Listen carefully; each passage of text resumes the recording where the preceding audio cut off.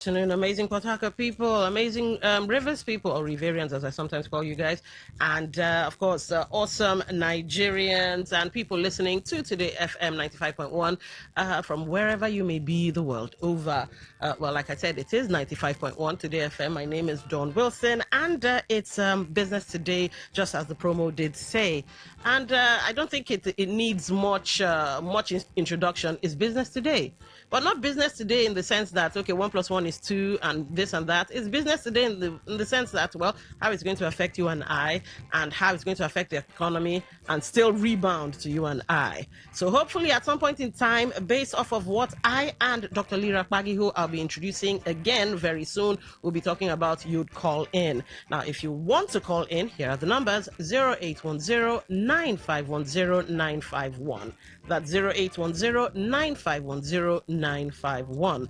For text messages, WhatsApp messages, and voice notes, 0701-9339-962. That's 0701-9339-962. Now, to be part of the show via our social media handles, you have YouTube, Today951FM. That's for YouTube, Today951FM. On Facebook, do believe there is a post running, Today95.1fm. That's for Facebook. Instagram, X, and Twitch all have the same handle, TodayFM951. Now, we do have a website where you can also go and listen to the show there, www.todayfmlive.com. That's www.todayfmlive.com. Listen live on your screen, be it phone or TV. Tap that, you're in. For those of you who prefer apps, Tune In and Radio Garden have got you covered. So that's Google Play Store and the Apple Store. Download and search Today 95.1 FM. Yeah, that's it. Now, of course, my famous catchphrase now is KISS. Now, not because I want to kiss you, but because keep it super simple or keep it short and sweet. 1 minute is all you get when you call. Now, where you have something more, well, interesting to say and you're out of time, fine, I'll give you 30 seconds extra.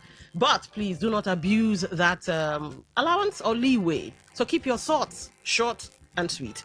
All right, let's get into the show. Welcome to the show, Dr. Lira Kpagi. Good afternoon. Thank you for having me. All right, you're welcome. Good afternoon, Nigeria. Okay. All right. Okay. Yeah, a little. We're trying to recalibrate in the studio. But let's dive right in. I'll see how I can keep this short so that Dr. Kpagi and I can cover a lot of ground. Now, it's no news that Dangote Petroleum Refinery has, they've decided they're no longer selling to marketers in Naira.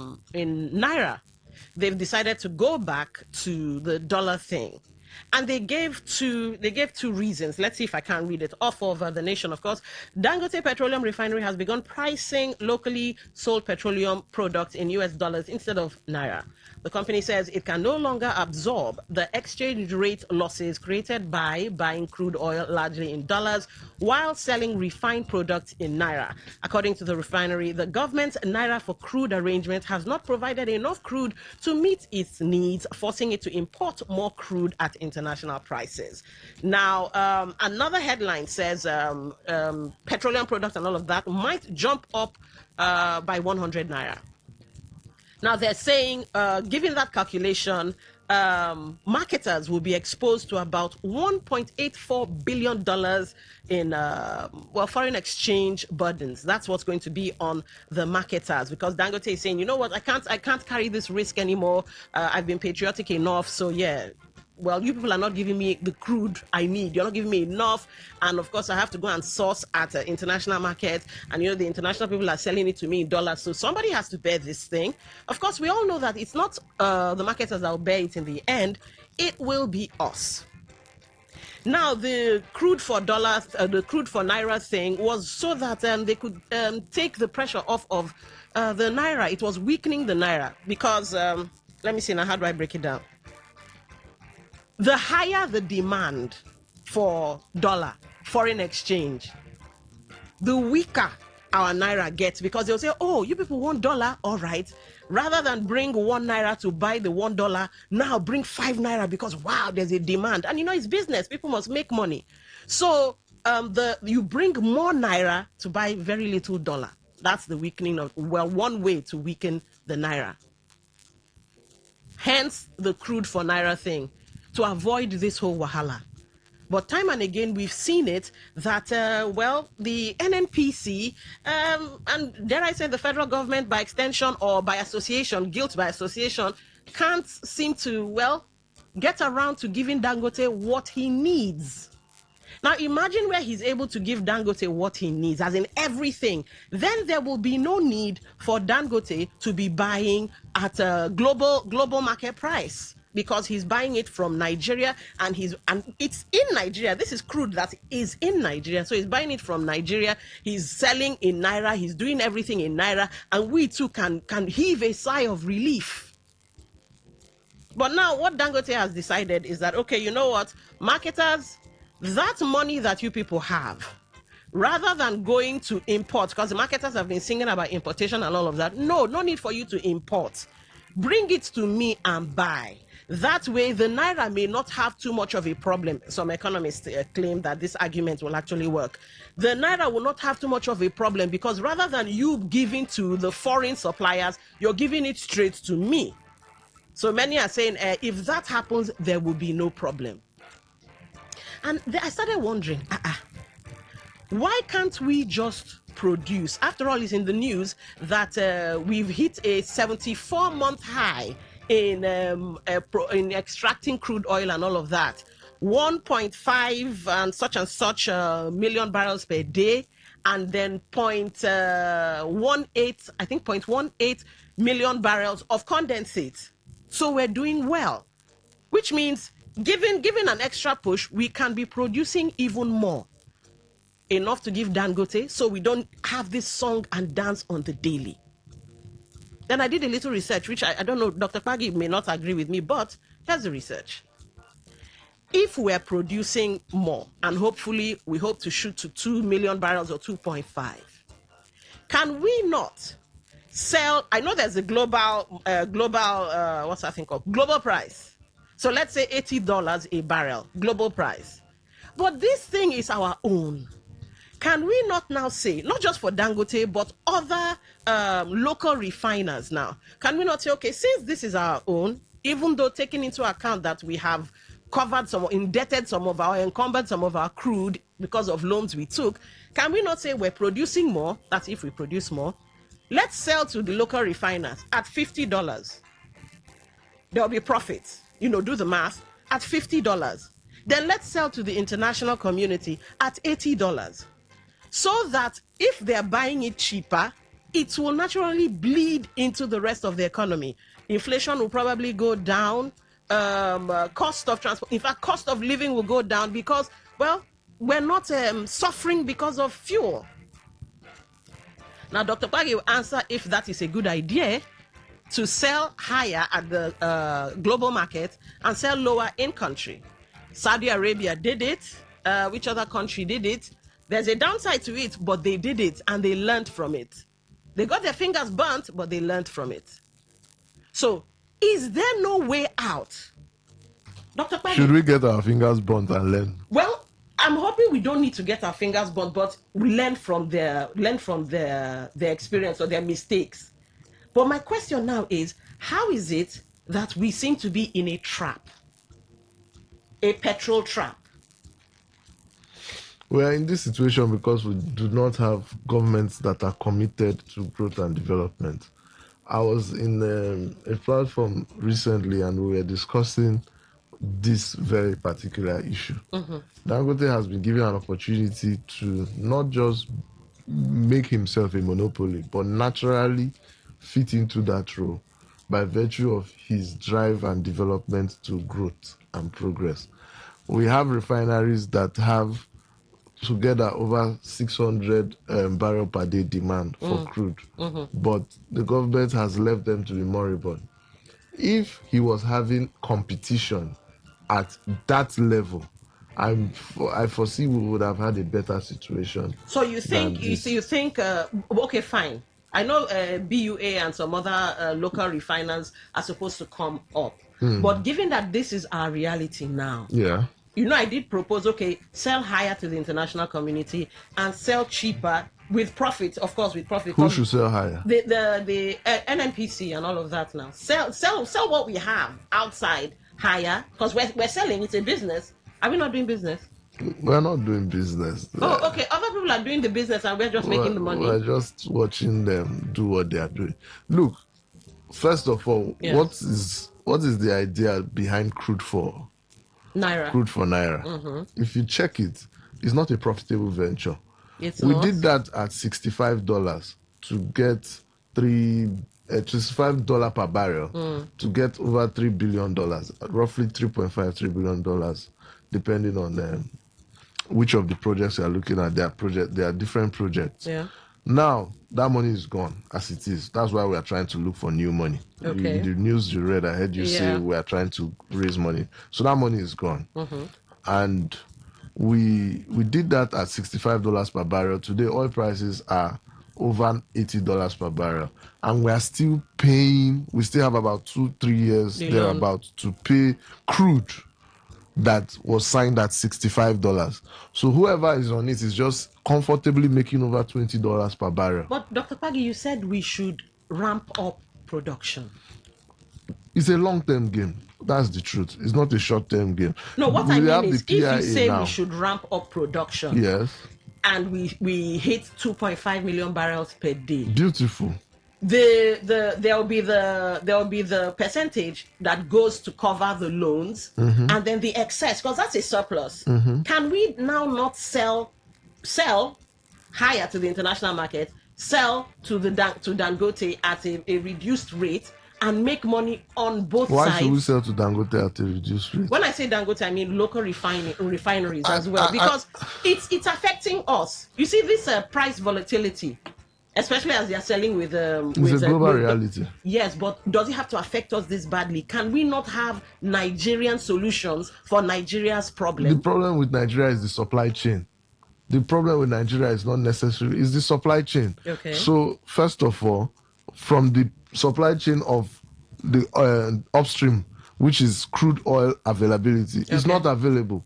What is available is little. Like you're saying, we need to increase production to 2.5, which we were doing, by the way. It's not new to us. Yes. We can do it if we are committed to. So if we ramp up production to that level, then we have started fixing the supply chain glitches. What is the next level after the crude oil production? It's the refining. We can't leave the refining to just the private sector. Okay. We have to be involved. And for us to be involved, our refineries should not just sit down and continue depreciating. Those are assets, for Christ's sake. So if those assets begin to work and there's some form of competition along the refining scale, then we will see a transition that will also see a positive move in the downstream sector, being sales and all that. So we've not fixed the supply chain. If we say if we apply this formula you are proposing, the problem is that is an indirect subsidy. Yes, I do understand that. Someone must. We need to be realistic of where we are. Corruption will come in and someone will pay for it at the end of the day. And that is why this is a system. The oil and gas supply chain system is a model. It's a model that you study in different places, in different institutions. It is said to work on efficiency and optimality, not this thing that they are doing. So that's one of the reasons why I don't agree with your proposal. But I think our government is still showing very high levels of unseriousness. But to be fair to Dangote, you see, when you understand the persons you are dealing with, you need to know the strategies you use to get results than to keep complaining all the time. And I've noticed he's not a man that complains, he takes action. He just takes action, yes, that's now, true. If this action he has taken, I suppose it should put some pressure on the federal government to say, oh boy, come. How much crude do you need? And that is something that can be negotiated to make crude available. Because if only his refinery that is doing currently 700,000 barrels a day. They've upped from 650. From 650 to 700,000 a day. Is not getting all the feedstock it needs. What happens when the Boa field comes up at 210 million barrels, 1,000 barrels a day?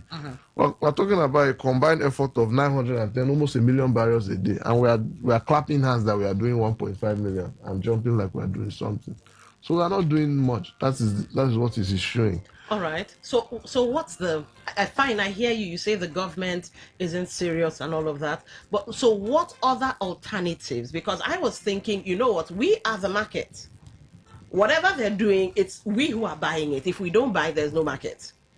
Now, is there a way that we as we the people, let's use a democratic term, we the people can somehow, well, maybe not boycott, but move away from crude and crude derivatives? For example, look to, well, CNG, look to electric vehicles, look to solar and all of that. And when they see that, well, it looks like there isn't a market anymore, there might be recalibration. I do understand that that would mean bringing in the private sector, but is that a way for us to help ourselves? Because remember, I did ask you, are we in a trap? And by we, I mean we the people, being the market.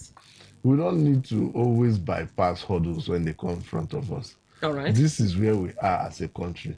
All these signs are showing we need to become serious about our business of oil and gas. When you say we, that's the government. That we, What I'm about saying, we, is the private Nigerian sector? government. No, it's for us to put pressure on government because, I mean, didn't we do matches which days? Okay.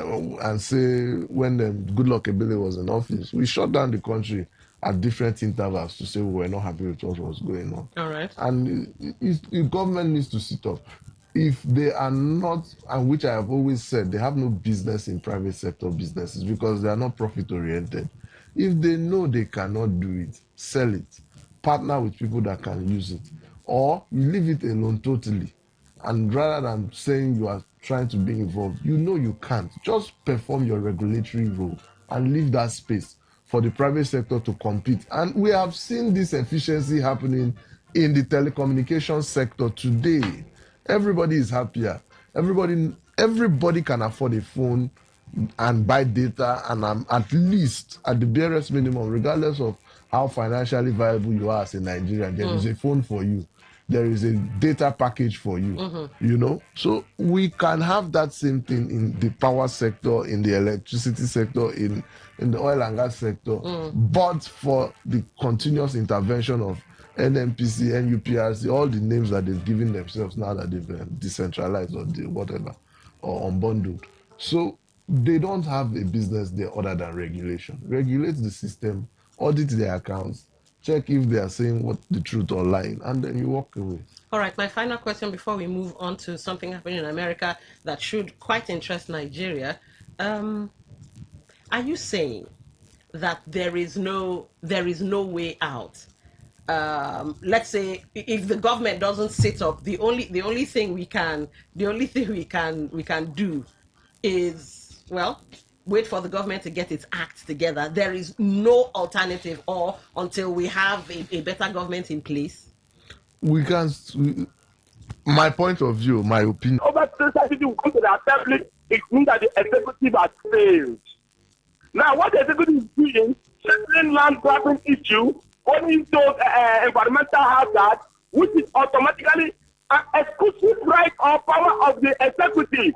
The executive cannot do it as it is doing. It means that we do not have executive.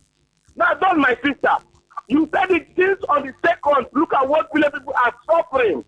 If the governor intends, are we not seeing what they are doing? We're talking about people that belong to us in River State. They could not even have a potable drinking water, and you're promising them health. That is your right, that is your duty to do.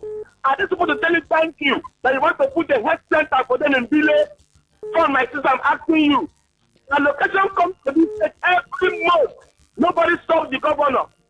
He touches his money the way he likes. Nobody talks about him. Now you're telling me that our people in village are suffering and we have an executive governor. I have said before, if the governor is tired of governing us, let him abdicate the position. Let him don't be a dog in the manger. We don't want to do, you don't want some other person to come. We are suffering. Not even on the village. Have you seen the environs of River State? Have you seen we are suffering in this state? Under the watch of Simei, the governor of River State. We are not healthy again in this state. We couldn't even breathe very good air. And now the assembly is now doing overwork. Because of why they don't want us to die. All right. They more kudos to the assembly. I praise them. And I thank you. All right. Thank you for calling. 95.1, welcome to the show. What's your name? Where you turn down the volume? This is Dixon calling from Uniport. All right, Dixon, go ahead. Yes, concerning the House of Assembly rising up now, they are just rising up because that person is not standing on the mandate of Tinubu. Where the person was in the mandate of Tinubu, they will not even invite that company for any reason. Because the man is not standing on the mandate of Tinubu, that's why the House of Assembly is inviting. And when it comes to the delay issue, the governor is not supposed to be blamed. Who is the Minister of Petroleum in Nigeria? Is he not the president? So why should leakage is going on in the state and they are blaming the governor? The governor doesn't have any blame concerning the delay issue. They should call on the Minister of Petroleum to come and handle this matter. What is the president doing? Just taking revenue from the state, taking money from the state. Is it not the duty of the president to provide good water for them, provide good hospital for them, make sure the community is okay? Is it the work of the governor? Is the governor the petroleum minister? The governor has gone to Bile to do the little he can, providing good water for them, giving them 100 million. So nobody should blame the governor. Chimadike is just looking for everywhere to blame the governor all right. Stick to the facts at hand, please. The president should be blamed, not the governor. All right. Thank you for calling. Talk. Welcome to the show. What's your name? Where are you calling from? Yeah, good afternoon. Good afternoon. Yes, I'm calling you from PH. All right, go ahead. One, woe on to whoever that will defend the ineptitude of federal government led by President Tinubu, then come to throw banter on the governor of Rivers State. When you mention any failure, incapability, incapacity of this federal government, they begin to reel out failures, thinking they are talking to children. Then when it comes to state, they tell you that the governor is not doing anything at all. Why are we like, I'm not defending the governor in any way. There are areas I must say that he is not doing well. So also I want them to accept the failure of federal government led by President Tinubu. Let us balance it. We see the citizens are the ones suffering this. We are the downtrodden. Let us not begin to praise this person on his failure and begin to banter the other person. If it is good here, it's for us. If it is good there, it is for us. I'm not using this as weapons to attack people. Today, what are we enjoying from federal government? What are we enjoying? Yesterday, I went to Bonnie. I saw facility done. I was just at a place there. I said, should I begin to cry or should I begin to do what? All right. Look at ships that anchor on the high sea, loading crude. We interviewed one or two persons there. The whole thing is like going into one man's pocket. Eh? All right. What are we saying? Okay. Thank you for calling. 95.1, welcome to the show. What's your name? Where are you calling from? Yeah, Don, good afternoon. Good afternoon. What's your name?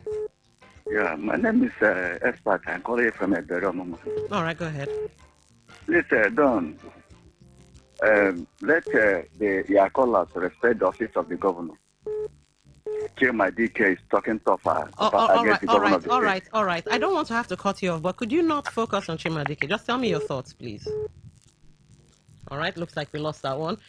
Just a little, I don't know, what? Okay, another rule. Focus on what you want to say and leave what any other person has said. Fine, respect the office of the governor and then keep it moving. But focusing on a person, I might be forced to cut you off. 95.1, welcome to the show. What's your name? Where are you calling from? Yeah, good afternoon, Don. Honorable Chris O'Chris? Yeah, Honorable Chris O'Chris. All right, welcome to the show. Let me say this, when you are not around the very person, if you want to assume the burden, you may start from the neck. Many of us know the genesis of the crisis and how River State have been anything concerning governance in River State. I don't really like what is going on, but woe to any elder or any state man to see what is going on in River State and refuse to pay it. Governor, I went to Bile and point out this is what is happening to my people. It's the responsibility of the federal government to respond immediately. Is it because of one thing or the other? When they impose state of emergency here, did they know what is going on?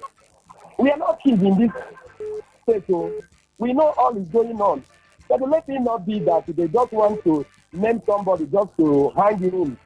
No, we know that they have asked governor to stay one place. Maybe what governor is just doing because of one thing or the other, so that his name is not good in some people's mouth. All right. This is how they want governor to rule them. Governor abide by their rules. Now they say he's not doing anything. That is what did they want his head? Governor, don't listen to them. That is how they want you to rule them. All right. It is not good for them. Okay. They should call the other person in Abuja. All right. He is in the position to tell them what to do. Okay, thank you for calling. All right, let's take a couple of text messages here. Flat Earth, I believe, yes, this is Flat Earth from Port Harcourt. I don't know what 40 billion has to do with 40 billion. Well, basically, I was referring to constituency money. And I did ask the question, can the constituency money, when shared or allocated, would that be able to solve Bile's problem? Remember, Bile has a representative, or rather, Degema has a representative. So that's why I said the 40 billion naira thing. But anyway, I don't know what 40 billion has to do with this issue. The legislature is an arm of government entitled to its budget to run its affairs. Why do people like to vilify the assembly? Are other branches not allocated money? I agree if someone says all hands must be on deck to address the gas pollution. The executive and legislature need to work to address it. The governor was there and made promises and no action since. All right. Thank you, Flat Earth, for that one. Let's see. Okay. All right, these messages are the same. Let me take one. The executive branch should be leading this charge, even though the legislature will play a role. What is the Ministry of Environment doing? Is there no commissioner there? Have you heard anything? This present government in the state is the most disorganized. Some ministries still do not have commissioners. Most people do not even know the names of the commissioners. They don't seem to be working. You did not add your name, but okay, thank you for that message. Good afternoon to you, Lady Dawn. I am Iberia of Jesus from Port Harcourt. Let the truth be told, the issue of Bile gas flaring, I think you mean flaring, is beyond the capacity of River State governor. Only the federal government has the final solution to it. The governor only tried his best for helping people. God help us all. All right, okay, let's see. Dekunle. All right, you deleted that because I was wondering who you were referring to. River State House of Assembly has abandoned their duty and start chasing shadows.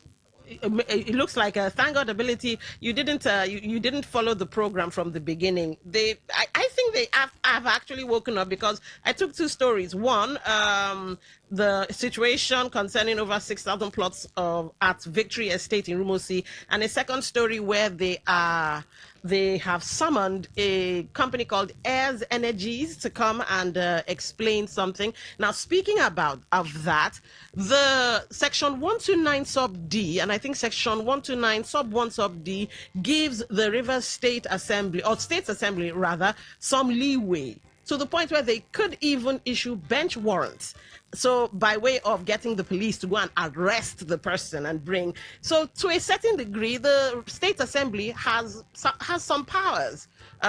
More studies might need to be done on the Constitution, but yes, they have some powers. So I would lump them with the executive, just like Flat Earth did. They have powers, governance powers or governing powers, even though they are oversight and legislate and lawmakers and stuff, but they do have some powers. So yes, if they've stood up for Victory Estate in Rumosi in Obiakpo, and they've stood up for, what's that called now? Omuahia in Igurita, they can stand up for Bile community and maybe push for more, because, well, yeah, they have some power. So that's what I'm saying. But anyway, let's get back to the phone lines and maybe wrap up with some text messages. 95.1, welcome to the show. What's your name? Where are you calling from? Hello? All right, looks like that one dropped. 0810-9510-951, 0810-9510-951.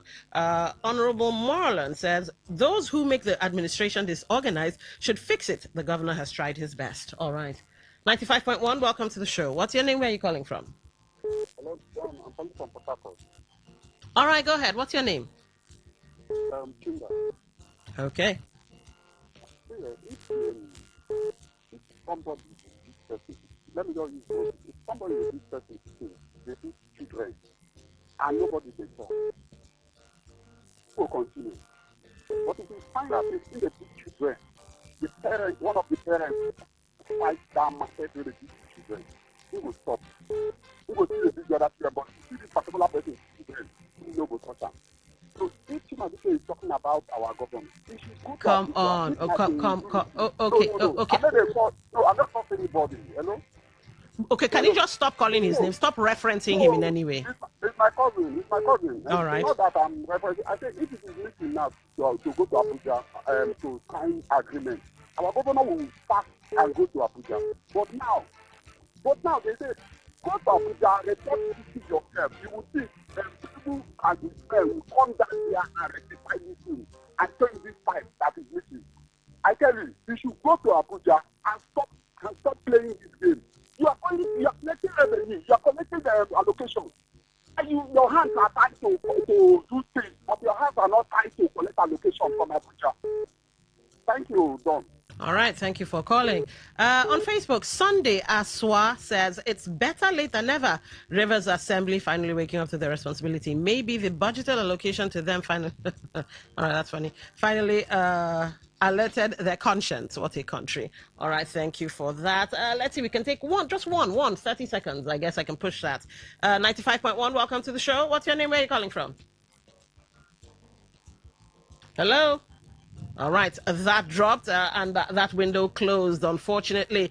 Well, this is where we have to bring the show to a close. The coming days will tell, though. The coming days will tell. But it's my hope and prayer that, you see this, I called it 2 weeks or last month or whenever I took that topic, this ticking time bomb. Well, hopefully it not only stops ticking, it doesn't go kablam. But let's watch. We shouldn't be playing politics with everything. We shouldn't also be doing civil servant behavior with everything, especially when it comes to life. Safeguarding of lives and properties. Anyway, up next, news in 60. And then, of course, yes, I'm watching Ovie Wallace. He's actually dancing. I don't know why he's dancing. Are you dancing because of England? I hear there's this Falklands wahala that they're going to quarrel about it or something. A rehash of that war. The reason why I'm dancing is because by the end of today, yes, by Sunday we'll see the greatest final ever, a passing of the torch. I see. All right. Well, I'm not a footy fan, but well, okay, enjoy. And I hear there's going to be some fireworks, Yes. some 30 minutes entertainment. We're going to talk about that because some are looking at the positives and we're looking at the negatives. Because why are you giving us 30 minutes? Well, football should evolve, Sha. Yeah. And they should make money too. This is not the Super Bowl. It's not All the Super Bowl. This is not the Super Bowl, he says. Well, up next, news in 60, as I said, and the sports guy to tell you what's what. Today's news in 60. An information technology governance risk and compliance consultant, Akiwumi Ayodele, has warned that Nigerian organizations have agreed to meet the cybersecurity compliance requirements while remaining exposed to real-world cyber threats. On the foreign scene, under new plans announced by Technology Secretary Liz Kendall, children aged 16 and 17 years old in the UK would face a voluntary overnight social media curfew, alongside a shutdown of infinite scrolling and mandatory breaks in AI chatbot use. China's leading memory chip maker is seeking to raise up to $9.8 billion in an initial public offering as the country counts on homegrown hardware to boost its position in the artificial intelligence race. Google has joined a $468 million funding round for German startup Proxima Fusion, underscoring growing confidence in nuclear fusion as a long-term source of clean and reliable energy. Apple has filed a lawsuit against OpenAI and 2 former employees, accusing them of stealing trade secrets to help the ChatGPT maker expand into the consumer hardware market. Today's news in 60. In 60. Talk radio. I listen to a lot of talk radio. 95.1 FM.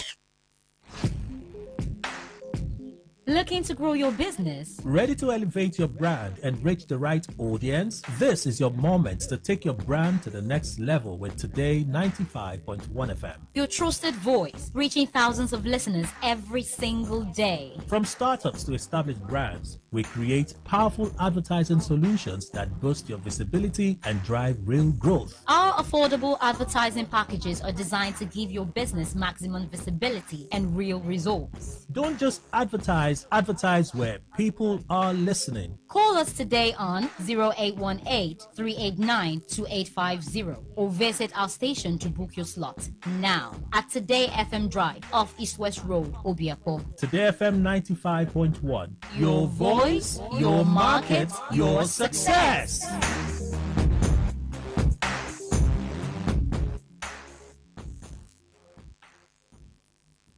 My name is Gianni Infantino, FIFA president. For the best of sports, always listen to Today Sports Live on Today 95.1 FM, Port Harcourt. Hello, my name is Kanu Wampo, aka Papilo. For the latest and trending sports stories, always listen to Today Sports Live on Today 95.1 FM, Port Harcourt.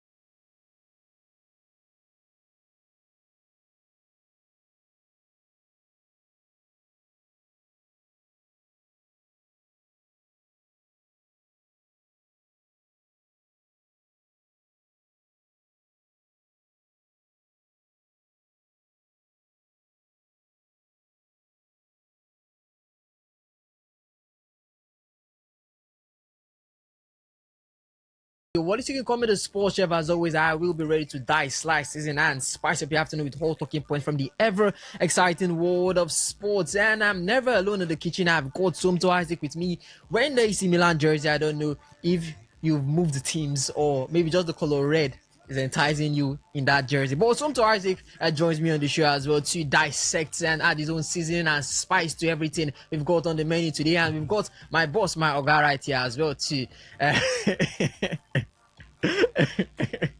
So then we got in the world of sports assassin here. I don't know why he's threatening to harm me. But I've told you also, I see it. Your lawsuits are just piling up. I from yesterday, they're just piling up. You know something. Your white paper, this pile up.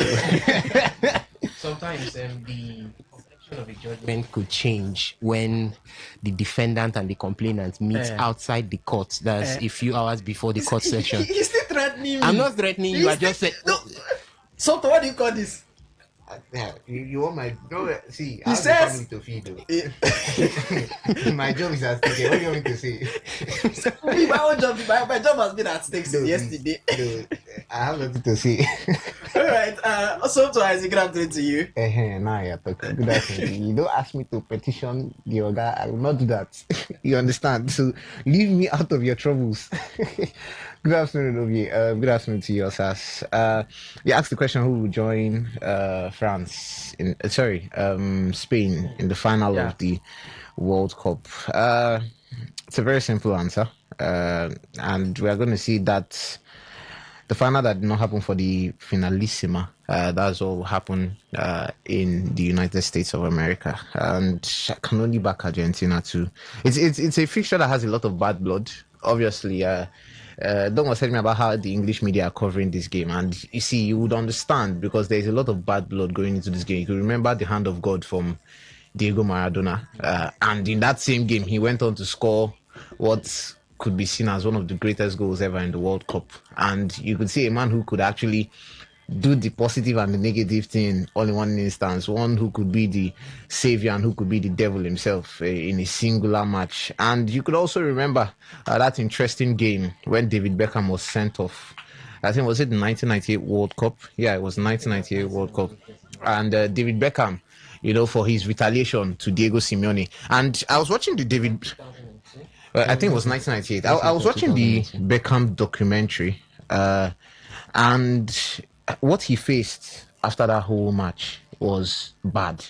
From the airport when he landed back in England, all the way down to his club at Manchester United, that season was a horror season at Manchester United. Even his wife, we've seen her watch some of the World Cup games alongside him, famous for the Spice Girls in that time, the Posh Spice, Victoria Beckham. All of them faced the music down to what happened. Yeah, it's 1998. He finished 2-2 in 2-2 and he finished 4-3 on a penalty. So you could remember what happened in that game, David Beckham being sent off, and after everything that happened, listen, the entire England stood still for that game.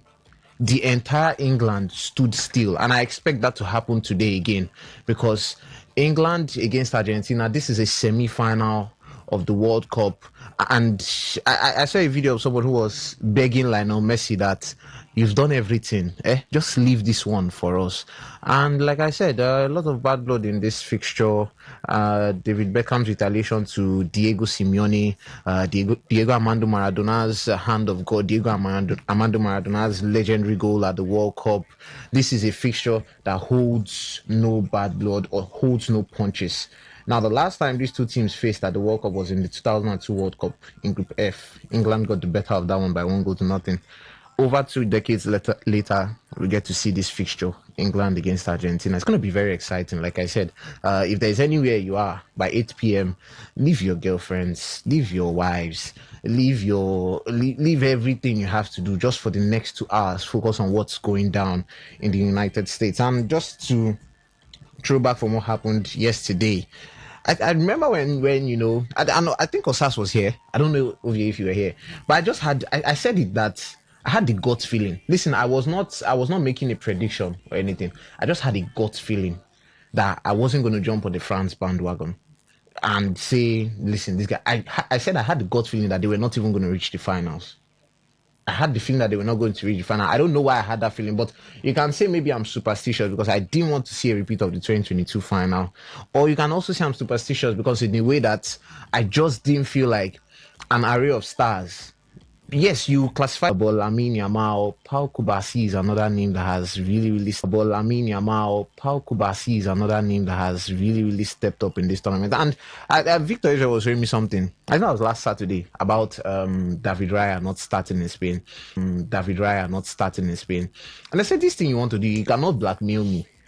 Unai Simon has earned his spot in the national team, and he has not done anything in the national team, and he has not done anything to actually displace him of the number one goalkeeping spot. Just because I'm an Arsenal fan, I'm not one of those naive Arsenal fans. Unai Simon maintains his number one role because of his native affiliation in Spain, the fact that he has been through it all with the Spanish national, and he won the Euros with them. So you don't fix it when it's not broken. So David Raya is there, Juan Garcia is there, they have the best goalkeeping depth, but nobody now knew that. You just said it. I think what we should celebrate even the most with the Spanish national team is the fact that they've got a huge goalkeeping depth, a huge goalkeeping persona, if I want to say that, or would I say a huge goalkeeping setup? Because if you want to look at the Spanish national team, my brother, which goalkeeper there from number 1, 2, or 3 will not start in any country? In any country. I'm talking about Unai Simons, David Raya, and even the Barcelona man, Juan Garcia. So it's a huge one. That's what we should celebrate rather than looking at. If for all of the focus about their goalkeeping depth, nobody knew that defense would be. I mean, what is it now? 6 clean sheets? Yeah, 6 clean sheets. That is absolutely. You kept France. The whole balls of Mbappe, Dembele, Olise, Bakola. Everybody was quiet. I was watching the match. I was shouting, "Give Mbappe some milk! Give him some milk!" Because Daytona. For all of the goalkeeping class, that defense, you mix experience with youth in Kubasi and Laporte. You go to the midfield. Rodri has looked revitalized. Dani Olmo has looked revitalized. Pedri cannot even get some game time. There is discussion. Fabian Ruiz, Pedri, who are we benching for this? And you can go forward. There is a star who can change a game in a split second. Talking about Lamine Yamal. But then, Oyarzabal has now become the player with the most goals for Spain in a single World Cup campaign. He's equaled the record, with 5 goals. Going for Alex Baena has found a way to. I mean, Thierry Henry said something. It's about the system. So even if you make alterations, like 20 alterations, that team will still play the way they are supposed to play because it's a system. And it's something that other countries, things like Germany do, things that even Argentina have recognized, and Lionel Scaloni has tried to make that team function. It is now about the system. It's not about who plays. I mean, we've seen in this whole Lautaro plays, Julian Alvarez plays. You check in central defense, anybody can play in midfield. So it's about the system. And you look how they knocked France off the park yesterday. I was just in awe of what the Spanish team have done.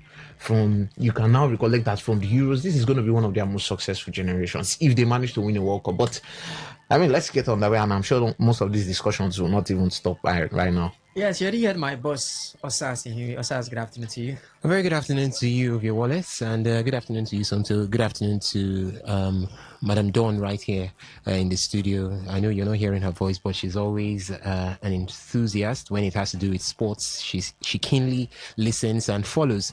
Ovia Wallace, I don't know what happened yesterday, but what happened yesterday gave me joy anyway, because number one, I think we had spoken too much of the French national team.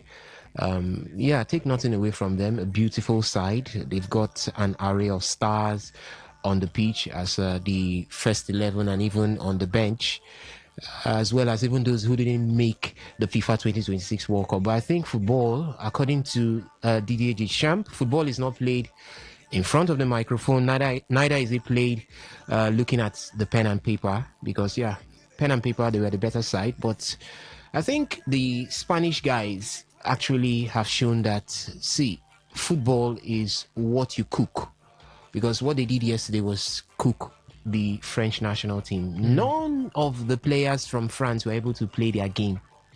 They stopped Desire Doué from playing his game, as in his traditional game.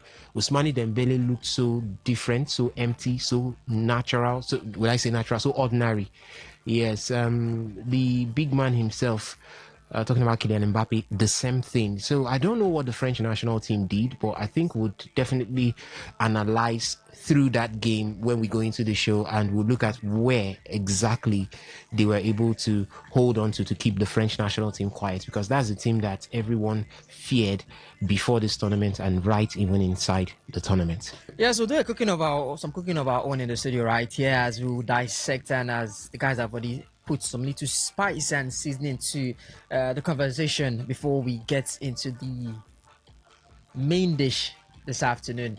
And we've got tennis on the menu. We've got the Super Falcons, talk about the Super Falcons, and the Jollof Derby to expect this weekend. And then we head over to talk about what's happening in the World Cup. And the show is never complete without you, the listeners, without you, the callers, as you spice things up on the show. You can join us via the SMS and the WhatsApp portal. It's 0701 933 9962. And for the phone line, it's 0810 9510951. If you want to look at our lovely faces, you can catch us live on YouTube at Today951FM, on Facebook at Today95.1FM, on Instagram at TodayFM951, on X. You can follow us at TodayFM951, on Twitch. Stream us live on Today FM 951. You can also listen to us audio only via the website at www.todayfmlive.com, and also connect to us via the Radio Garden app. Just search for Today 95.1 FM.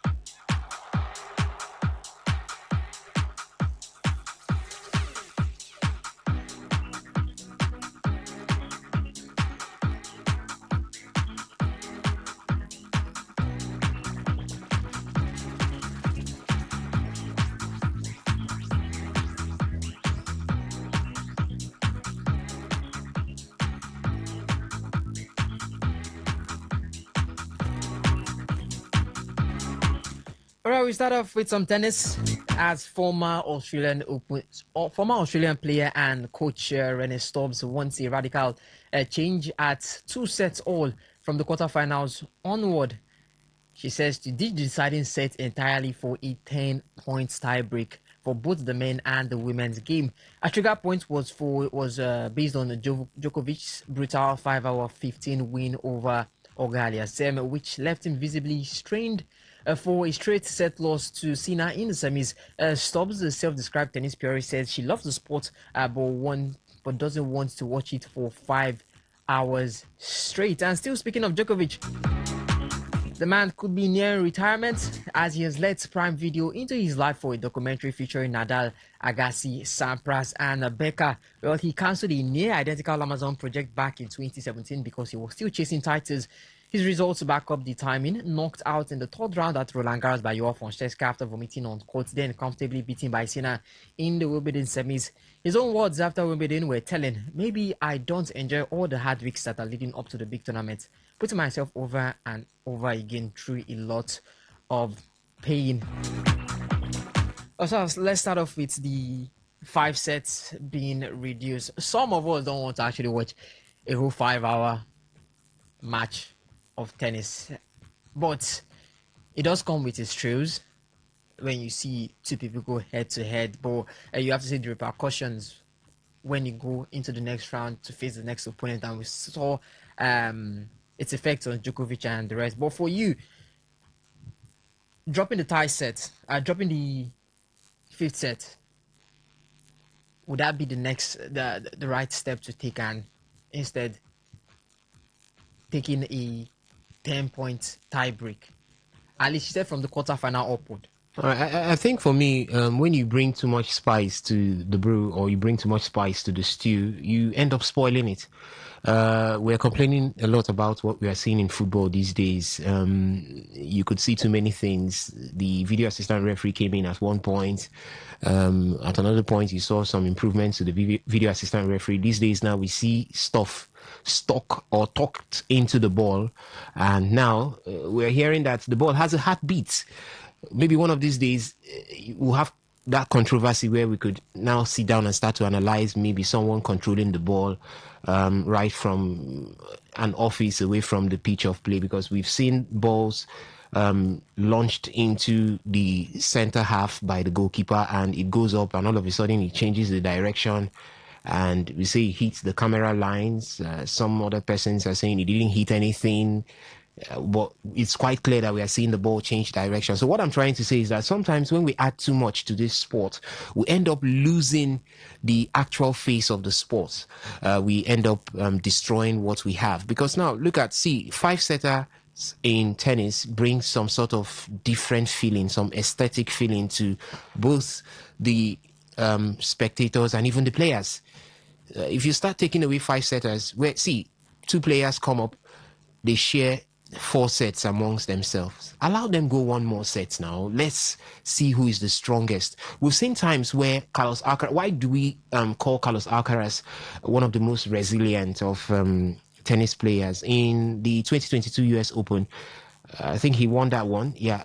But he had a couple of 5-setters in that particular US Open. And you could see him come back. You see him come back. He's dragged to the extreme. He still tries to put it. Did you not enjoy last year's Roland Garros between Carlos Alcaraz and Yannick Sinner? It went to 5 sets. Why do we clamor? Why do we look out for the Sin Caras pairing at any point? We always want to see Sin Caras because one of the reasons is because we know that whenever a Yannick Sinner comes up against a Carlos Alcaraz, it goes to the 5th set. They would always give us that aesthetic enjoyment when this one takes the first, the other one comes. But when you start bringing in a 10, what did you call it? 10 points tie break. I don't even like tie breaks. I don't like tie breaks because what's 10 point tie breaks? You take one, I take one, you take one. Sometimes somebody would take 4-1 and you think he's winning. All of a sudden, you just do something and it will come back to 4-4. We'll start struggling again. It doesn't give us that. It doesn't give us that picture of what a fight to the finish would look like. So let's leave tennis as it is. Let's leave it as it is because when you decide to take away the 5th set and you bring the tie break, players will start exploiting tie breaks because tie breaks are like penalties. Sometimes now we see in football where players or call that teams that are like the underdogs just go play negative football and drag those who are the favorite to penalties. That's what you start seeing. Players will start to exploit those loopholes in tie breaks. You will start seeing some terrible service. You will see some terrible gameplays just because you know that this is a tie break of 10. So you can just do what you want to do and get the advantage and win. But when you have a 5th set, you know that no matter how you want to do it, a 5th set is a 5th set that constitutes of this other guy serving. I also have my time to serve. It's more or less like, see, this is now or never, but it's now or never on a plain slate. We fight to the end. So I think I enjoy tennis with the 5 sets. I don't want to see where 2 persons come 2 sets apiece, then you start doing a 10 game tie break. I don't want to see that. I think let's leave it the way it is. Too much of editing these days have now become too much of problems. So how would you rate the David Beckham's documentary that you watched? Yeah. 10 over 10 because it gave me an insight to how documentaries gives you insights to how things happen inside. I mean, the next one on my list is to watch the Figo documentary. After that, I would watch there's a documentary about Neymar. See, if I show you the list here that I have, it's on a streaming app. A lot of people will know that app, so I don't want to say their name. They'll come and pay advert. So it gives you insight to how things happen, things that you really don't know about. And I mean, for a lot of us working in this space, we need to have insights on things like that. Yeah. How do you see a Djokovic documentary? I'd love to see that. I think the title is called Winter Wolf. I'd love to see that. Yeah. So you won't be waiting long. I think it comes out next month. But is this the clearest sign that this man is approaching retirement? Because 2017, the man said no, not now. If that is the clearest sign, I honestly don't know what to make of it, to be honest. But anybody can do documentaries for different reasons. I mean, you can also have some deeper details. Now, have they said the streaming service that will do that? The production company will? Yes, they said okay. It's Prime. Now, Yeah, and we know what Prime are famous for. I know they've had documentaries on Manchester City. They also had the All or Nothing documentary for Arsenal. I hear they're going to do a documentary on Manchester United. I think they've done one for. So why I asked that is because they also look at it as a way to make money. Yeah. So you can be here thinking, oh, Djokovic is leaving. Is that why they're? No. They might also use that as, if you look at one of the biggest names in tennis right now, he's right up there. And who would not want to watch a man who has covered through two different eras right now, hear from him what he has to say? So they could have their reasons of, okay, let's cash in on this. And Djokovic's team could also be like, okay, this is a perfect way for us to put some things out there that a lot of people don't know about Novak. Novak too, as a person, will say, okay, maybe this is time I could give some details about my personal stuff. So it could be a function of different things. I don't want to categorically say, oh, this is a clear sign of retirement. I'm not led to believe, especially the way the world is right now. It revolves around money and cashing in on some things that, would be able to give you the big bags. Djokovic can rake in those big bags. He's one of the biggest names right now. So when it comes to all of these things, I'm not buying it that might just be a clear sign. Could be, but I mean, I think they've looked at it as a way to throw in one man who defines the sport and make a good chunk of money off it, because a lot of people will download and watch that, and we know how some of these things work. So for you, this is not a sign he'll be retiring. What about you, Osas? The US Open is next, and Sinner has beaten the world number 2 currently, Zverev. The record now is 11-4. He's beaten him 10 straight times, and when it comes to service, he's bested the man. And we watched that game. We saw Sinner's clearest path to a double, and for Djokovic, is this his last shot at it? And after that, would he be calling it quits? Excuse me. For me, let me start with Sinner. I think it's the clearest shot for Yannick Sinner. When you look at the trajectory for Yannick Sinner, you would see that there is no other player apart from Carlos Alcaraz and probably Novak Djokovic. With that, I think Sinner has schooled basically every player apart from these two. Between last season and this season, you could actually see it and say these are the two persons that have been able to get a victory over Yannick Sinner. Any other person he comes up against, he gets a victory over them in major tournaments. Let me say that, because I know he has lost in one of the preparatory tournaments. I think that was before Wimbledon last season. Yeah, so but I think in major tournaments, he schools everybody apart from Carlos Alcaraz and Novak Djokovic. So with a Carlos Alcaraz recovering from a wrist injury, because even if he's going to be part of the US Open, he cannot be part of the US Open at full fitness because he's just coming back. He's been away from tennis for quite a long time. The last time we saw him actively in tennis was at the Australian Open. Yeah, it was at the Australian Open. He wasn't part of Roland Garros. He wasn't part of Wimbledon. Yeah, so he I think after the Australian Open, he took part in one or two post tours after the Australian Open. Yes, he didn't complete them, but I think that's a huge time to stay away from tennis for you to come back and just hit the ground running. So we're not expecting a Carlos Alcaraz to jump back on court and start blowing everybody off, including blowing Yannick Sinner off. No, I don't expect that. Then for Novak Djokovic, as the clock continues to tick, he gets older, he drops off. You can see it on the rankings. It was a surprise before to see if you were told that Novak Djokovic is out of the top 5. It would have been a surprise to you. But these days, we are seeing it. He's finding it difficult to even keep himself or raise himself to get back into the top 5. He currently is seated 8th in the ATP rankings, the latest ATP rankings. So what else? It's telling you that he's going down. For me, I think Novak, the US Open could be your last time to try to see if you could get a Grand Slam. And if you can't get it, my advice to Novak Djokovic is to think of retiring. He shouldn't get himself to where Andy Murray got himself to before retiring. He was probably forced out of the sport. Yeah, no person came to push him out.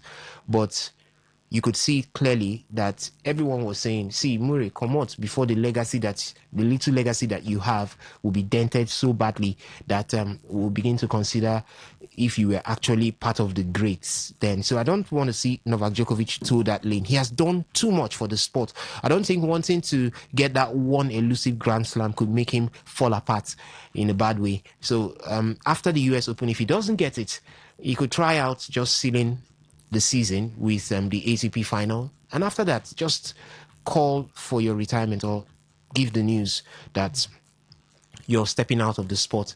You become as big or even bigger when you step outside.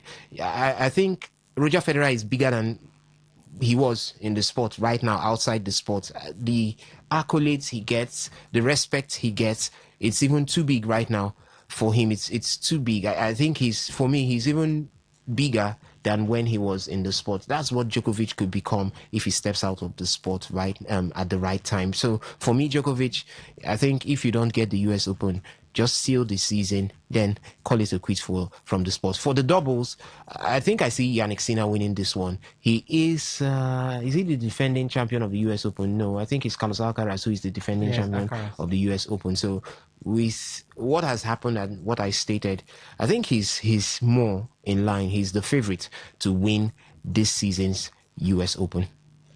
All right, now we head over to talk about some football stories on today's Sports Live.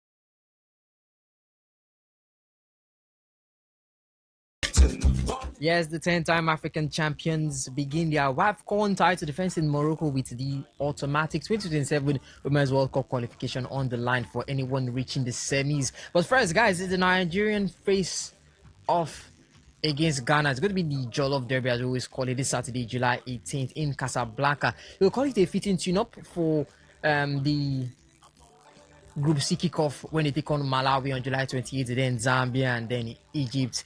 Coach Justin Madugu has already named the Strong 25 team led by Rashida Tajibadi, Asisa Toshola, Chiamaka Nandozie.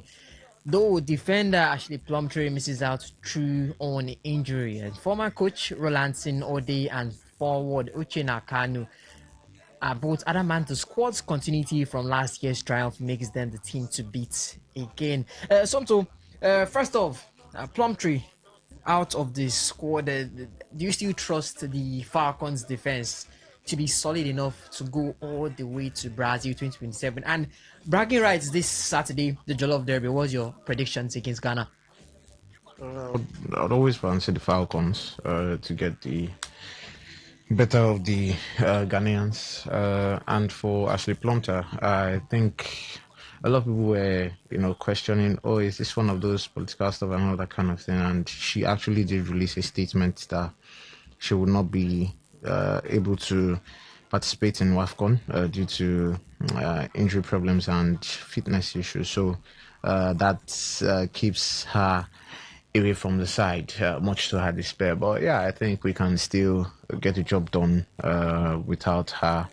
It's going to be a big miss, very, very big miss. But then, yeah, I still fancy the chances of the side.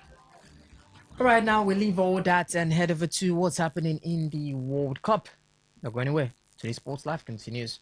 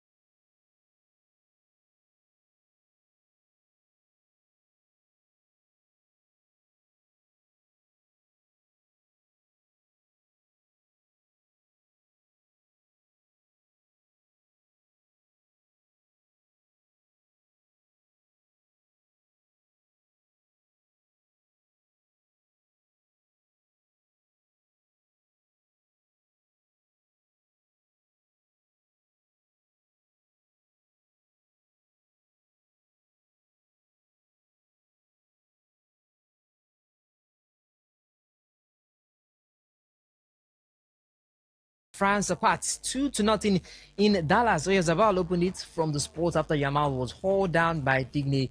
Then Poro finished off of his sleek move to make it 2-0. It's a World Cup record, 6th clean sheets. The first time any European side has won 8 straight tournaments, straight knockout games at a major tournament, and it stretches their unbeaten run to 37 games, level with Italy's all-time European record. And later tonight, semi-final is going to be England against Argentina. A rematch that spans 20 years in the making. As Somto did call out, the hand of God did play a big part there. And now they'll be facing another one that some have dubbed him blessed by God. Or some have called him, yes, a supernatural being in the sport. And we'll see if England can take him apart. But guys, let's start off with Spain and France. So did Spain, I don't know what Spain brought to that game, but they played ball, they played France. Did we look or did we underestimate this Spain side, or were we just blinded by what France has been doing all through the tournament? Who is we? Depends when you ask that question. Me. Okay. For we, I don't know about we, but for me, like I said, I already had my thoughts on France, and my thoughts were clear that there was a feeling that this side will not win the World Cup, and I had the feeling that they will not reach the final, and it was well documented. So yesterday, I remember saying this. I was going through our YouTube channel. I wanted to go and bring that video out, but then I already had the feeling that now, whereas Spain was that block in front of them, I already felt they were. And I said this, I think, from maybe the round of the quarterfinal. I can't remember exactly when I made that particular statement, but I already had that feeling they were not going to reach the final. And for Spain, it's not a surprise. When the tournament kicked off, I already mentioned my favorites for the tournament. I said Argentina. I put in Brazil there because of Don Carlo. That was the only reason. I put in Spain, France, and I made a little joke about Nigeria. So, I mean, I had already known that this Spain team, see, there's a beauty of maintaining the core of your team. A lot of people don't understand that because it's a national team. They don't have the opportunity to assemble every time. So the few times that you've seen a winning formula, you make it work. I was telling people the only game I decided to actually sit and watch at the start of the World Cup was Spain against Cape Verde. And when that game started, I told myself I stopped watching at some point because I was just disappointed at how Spain were playing, because I'm like, this is not the team I actually want to watch. This is not how they've been playing. This is not how I know them to play. So when the second game came around and they started getting into their groove, getting into their zone slowly, steadily, and it seemed like, oh, just slowly, surely, you beat Portugal, you beat Belgium, there's France in front of you. Spain have not had the easy path. And a lot of people want to come here and say, oh, they're making it easy for someone. Even if they're making it easy for someone, there are other people who are actually doing the job done. I've been getting the job done, no matter how difficult it gets. And Spain was that team. Now, Luis de la Fuente is a man who is no stranger to the Spain identity. He's been in charge of the under 23 side for Spain, or the under 21 side for Spain. He's also been in the Spanish Federation for long to understand how the Spanish team grows, the identity of these boys. You can, like I said, you can reintegrate 20 different people as long as they understand the identity of that national team. It's going to be very, very difficult for you to think that team will not work like a clockwork machine. Now, look at how Spain played yesterday. Obviously, Rodri is central to all of those passing patterns, but they have a defense line who is not afraid to get on the ball and at least hold up play while at the back, open spaces for their midfielders to run into. They have a goalkeeper who, I mean, that almost cost them at a later point in the game, maybe a goal, but I mean, we can forgive that because that mistake did not go punished. But from defense to midfield to attack, it seemed like it's a team that you feel like, oh yeah, really the names here, but these guys can play football. Now, in some of the passing patterns of Spain, you recognize how they opened up the French team. It's not by saying they pressed France. No. It's a slow and methodic thing. Look at the second goal. Now, the further that these Spain midfielders became so versatile in their passing patterns, the further that they became so unpredictable in how they were moving on and off the ball, the major thing was that France were not able to cope with that. And now, in all of these things, for France, you have to be able to trust your own positional play. Now, in as much as Spain were moving in different directions, I mean, look at how Dani Olmo moved before in the build-up. If you start from the build-up, because if you just go and watch the goal itself, the second goal, you won't understand. Start from the build-up, the beginning. I think they put together 16 passes before Rodri's own floated ball over the top was intercepted.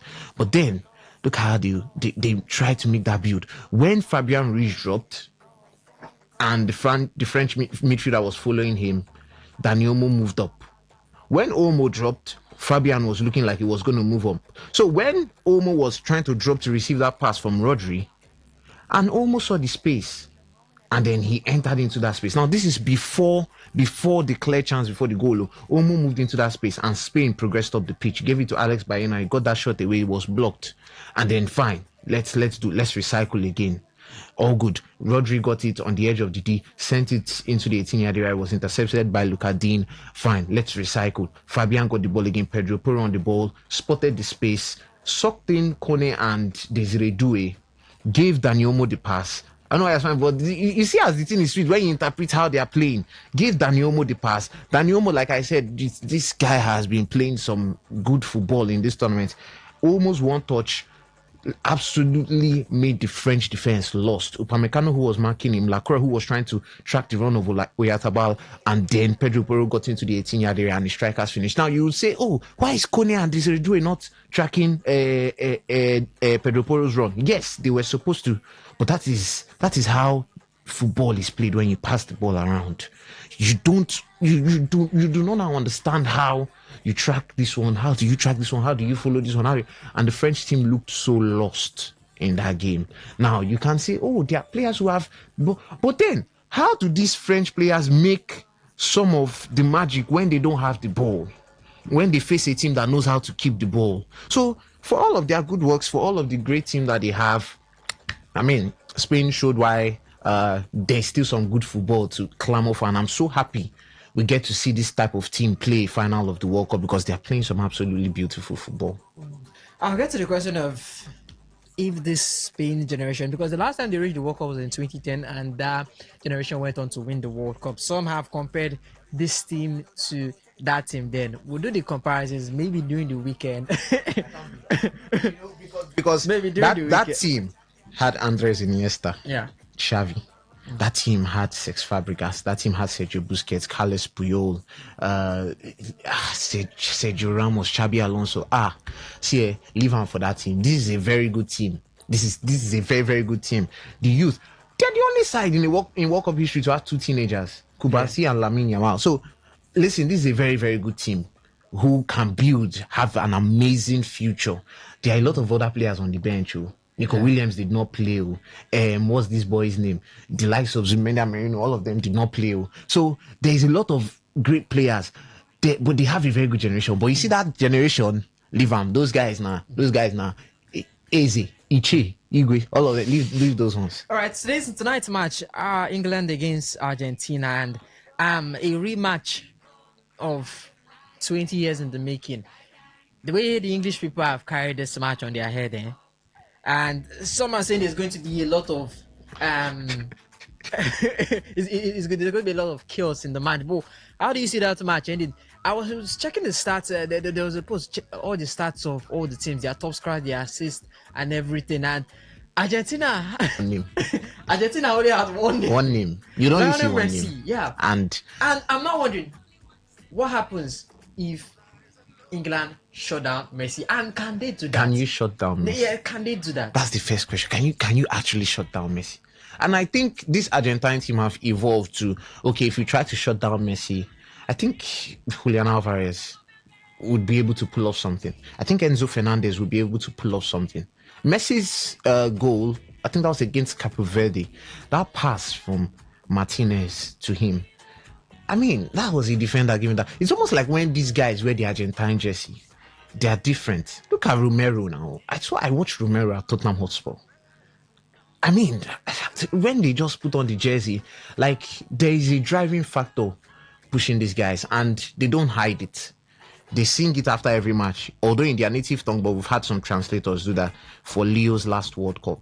So for all of these teams, can you find a way to stop Messi? I think it's literally impossible. You can't stop a freak of nature.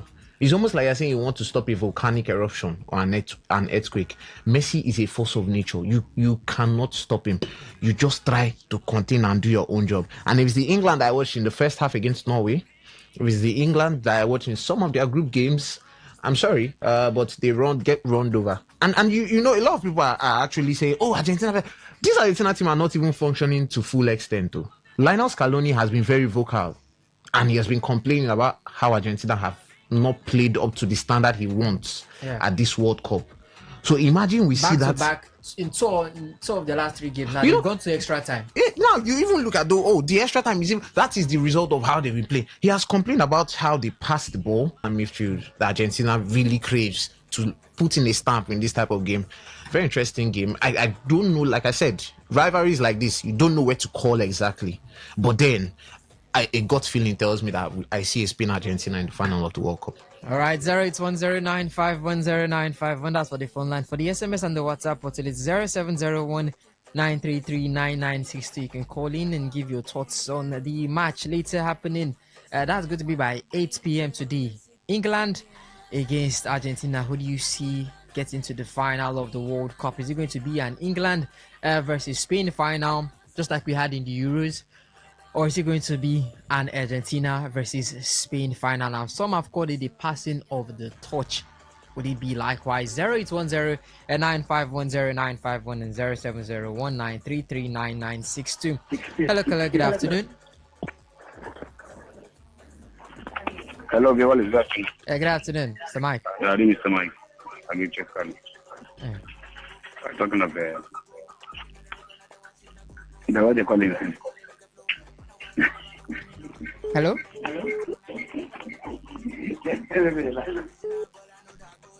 All right, looks like we lost that call. Please do call back, Mr. Mike. Hello, good afternoon. Welcome. Good afternoon, my brother. Yes. Lucky. Lucky from Abia State. Yeah. My brother, you see, last night's game, France no see ball play. All the pothole first block and finish. Even Papi, even Papi, they confused for that game last night. Kudos to Spain. Yes. Tonight, Argentina, England. Argentina, Otilo. Yes, Argentina, bye-bye. Thank you, my brother. All right, thank you, Mr. Lucky. Hello, good afternoon. Welcome. Good afternoon, guys. Yes, Simon. You know, I was saying that no team will stop France. But I saw Spain yesterday. In fact, you know what thing they do, France? They use France and that is the match there are just the easiest match Spain have played for this competition from their group stage to that yesterday. It was their easiest match. In fact, they use France to do training. I was surprised, but I went back to the history. Somebody was telling me, I went back to the history. I said, no wonder France always find it difficult to play against Spain. Because he's speaking to just like France and Brazil. Anytime Brazil meets France, 80% France will win, 20% Brazil, no matter how good that Brazilian team is. So that is what I noticed that yesterday. So even if they repeat the match tomorrow again, because of this thing that I noticed, I think Spain will still beat them again and again. Tonight's match, my two teams that I didn't even want two of them to reach final are just playing. So, but from the two enemies, let me just choose one enemy. let England just eliminate Argentina. Because I don't even want to see Argentina at all. Then if we come for final, maybe Spain will carry. Thank you. All right, thank you, Simon. Hello, good afternoon. I go back over you. Yeah, Mr. Mike. I'm talking about yesterday match. I think the jump was the catalyst because he didn't select the right thing. I was surprised. Removing Olise. And yes, Olise, they were trying to mark him down. Finally remove Dembele and shift him to the wings and let Czech play through the middle. I think next time they will try next time. But whichever way, I think England carrying the day and carrying the World Cup at the. So you see what England are playing right now. They are very good at the ball. And to get a tactical coach, I think they're going. All right. Hello? Yes, I can hear you. I think England carrying the day for today and also on Saturday. All right. All right. Thank you, Mr. Mike. Hello, good afternoon. Welcome. Good afternoon. Yes, this is Amos, the Barcelona legend. All right, Amos, give us your thoughts. Well, your colleague, whether Alex or Santo, he has said it all. You know, when somebody like him or Henry, when your colleagues, once you analyze football, I have nothing to say again. Because why? You said it all. Let me now remind those Ronaldo fans that was hoping Mbappe should win it for Ronaldo. Mbappe should win it for Ronaldo. They should stay clear from England because England will not win it. Okay? England is not going to win the World Cup. For sure. You know England. I don't know what you mean. But I was happy Spain defeating France. France, just because of the banter, wanted Spain to defeat France so that at least France will not brag. But I was disappointed with Deschamps. You know, even from the last Euro, I was so disappointed with him. See, not that Spain is not that you are a player. Expecting in this World Cup, you should have created the way accommodated Sheki to play in this World Cup in the midfield. A game like this, if you have a player like Sheki, you have somebody like N'Golo Kante, you can play ugly. Play on the counter. Ultra defensive, play on the counter. You can still get the result against Spain. To me, I just looked at it that Deschamps is not the man for the job. Right from time, I do not like the guy. I don't like it because he lacks a tactical discipline. Most times, it's out of tactics. So to me, I squarely blame him. Okay, you will see Zidane is going to take over, and you will see the French team. They will still flourish because they have the quality. All right, thank you, Amos. Hello, good afternoon. Welcome. Yeah, good afternoon. Yes, this is. France just touched my expectation yesterday. I couldn't believe my eyes. The way they played yesterday game, I was wondering this time. Anyway, they came with a very tactical and I don't know the way they played France. Honestly, France cannot even mop up. Anyway, it's all over. But I'm looking at today's game. It's a boring one. I see England going through. If England gets to the final, they will carry the World Cup. I'm telling you. All right, thank you. Let's get some messages before we head back to the phone lines. From the WhatsApp, what it says, greetings, Messi seems unstoppable, but somehow I see England edging out Argentina tonight. I think the cup will be seized either by Spain or England, son of Devil. And this one still from the WhatsApp says, England 2, Argentina 1. Chinedu from Obigbo. Still from the WhatsApp or two. Okay, yes. Look, tonight's match is filled with too many fields. The Falkland War between England and Argentina, the hand of God goal by Diego Maradona in 1986. David Beckham being sent off by Diego Simeone in 1998 World Cup. Both players will be in the stands for tonight's showpiece. Finally, tonight's match will be won by the side that has a similar system to Spain, and I give it to Argentina 2 goals to nothing. From the Facebook, we've got this one, Chekube says it's only FIFA and match officials can see that if England can stop Argentina. Oko Namdi from Labour Line says Argentina has always been my favorite. Maradona made my early childhood memories memorable. Noali Befi says England versus Argentina is a very tricky and dicey game. Spain has played beautiful football from day one. I see them winning the cup. Let's take this call before we call it a day. Hello, good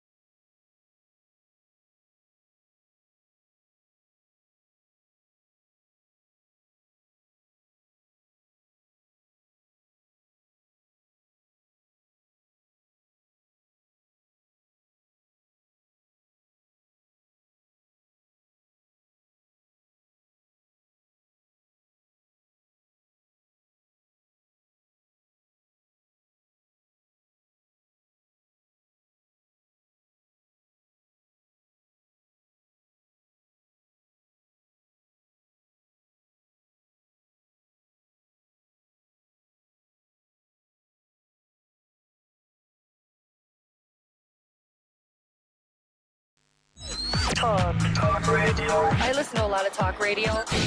95.1 FM. Looking to grow your business? Ready to elevate your brand and reach the right audience? This is your moment to take your brand to the next level with Today 95.1 FM. Your trusted voice, reaching thousands of listeners every single day. From startups to established brands, we create powerful advertising solutions that boost your visibility and drive real growth. Our affordable advertising packages are designed to give your business maximum visibility and real results. Don't just advertise where people are listening. Call us today on 0818-389-2850 or visit our station to book your slot now at Today FM Drive off East West Road, Obiapo. Today FM 95.1. Your voice, your market, your success. Whether it's happening in Port Harcourt, South, Nigeria, or around the world, we've got you covered. On air, online, delivering balanced news and unbiased analysis. Today, 95.1 FM.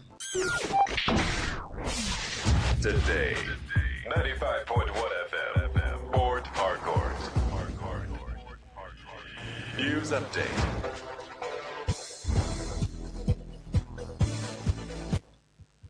Good evening. Here's a news update on Today 95.1 FM. I'm Dawn Wilson. The federal government has completed the evacuation of Nigerians stranded in South Africa, with the final repatriation flight arriving at the Murtala Mohammed International Airport in Lagos. The aircraft brought back 308 Nigerians, bringing the total number of returnees evacuated during the exercise to more than 1,500. The Minister of Foreign Affairs, Bianca Odumegwu Ojukwu, said President Bola Tinubu approved the evacuation to protect Nigerians affected by recent xenophobic attacks in South Africa. She added that extending the evacuation beyond June 30th deadline issued by anti-migrant groups demonstrates the government's commitment to the safety and welfare of Nigerians abroad. The minister also commended Nigerian officials in South Africa for successfully coordinating the evacuation exercise. The African Democratic Congress, ADC, has demanded independent investigation into the circumstances surrounding the tragic death of Mary Habila, who reportedly died within the residence of the Minister of Works, Senator David Umahi. In a statement by the ADC National Publicity Secretary, Malam Bolaji Abdullahi, accused President Bola Tinubu of running a government of cover-ups. Malam Bolaji Abdullahi said ADC, as a political party, is deeply disturbed by the unresolved circumstances surrounding the tragic death of Mary Habila, insisting that every Nigerian life matters. The statement expressed surprise that when a citizen dies in the home of a serving cabinet minister, the matter immediately transcends private tragedy and becomes a question of public accountability, warning that the only acceptable response is a constitutional democracy in a constitutional democracy, rather, is a thorough, transparent, and independent investigation that commands public confidence. The explanations offered so far have done little to answer the questions that continue to trouble Nigerians about what exactly was the nature of Habila's official assignment. Why was she residing in the minister's private residence? What were the precise circumstances leading to her death? What have investigators established so far? The ADC therefore called for an independent investigation that is completely removed from the control or influence of the executive. An inquiry which must include a full autopsy to determine the exact cause of Habila's death and a public report of its findings, the only way which they said will ensure that justice is done, adding that the case must also be viewed against an increasingly disturbing pattern in the scandal-prone government of APC under President Bola Tinubu. The statement claimed that the Tinubu administration appears more eager to defend reputations than to establish facts and submit to accountability. The Nigeria Hydrological Services Agency, NIHSA, has warned that 14 states may experience medium flood risk between July 14th and July 20th. Director General of the agency, Umar Mohammed, said the advisory is based on the latest hydrological forecast, which indicates possible localized flooding along major channels. The affected states include Adamawa, Akwa Ibom, Anambra, Bauchi, Benue, Borno, Cross River, Edo, Enugu. Life. The key to having a great one is in the doing. It's in the getting up every day to begin again and again and again, even when things don't go as planned. But you can't stop now, because every step you take counts, even the fun ones when you have the right companion. Because doing gets easier with the FCMB mobile app that is built to do a life with you. The living, the moments, the everyday wins, handled. As for the banking part, that is just the icing on the cake. Do today with the FCMB mobile app, built to do a life with you. And banking too. Download the FCMB mobile app today to open an account in 8 simple steps, make instant transfers, pay bills, and enjoy seamless banking. FCMB, my bank and I.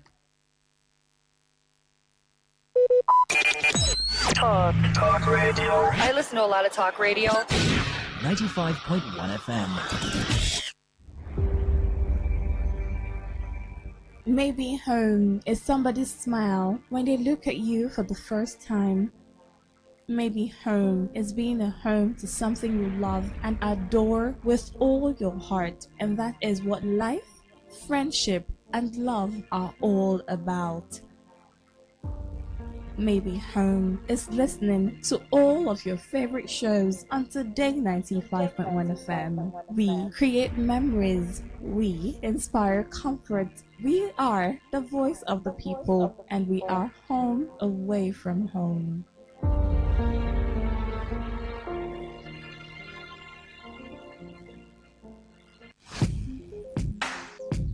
Looking to grow your business? Ready to elevate your brand and reach the right audience? This is your moment to take your brand to the next level with Today 95.1 FM. Your trusted voice, reaching thousands of listeners every single day. From startups to established brands, we create powerful advertising solutions that boost your visibility and drive real growth. Our affordable advertising packages are designed to give your business maximum visibility and real results. Don't just advertise where people are listening. Call us today on 0818-389-2850 or visit our station to book your slot now at Today FM Drive off East West Road, Obiako. Today FM 95.1. Your voice, your market, your success.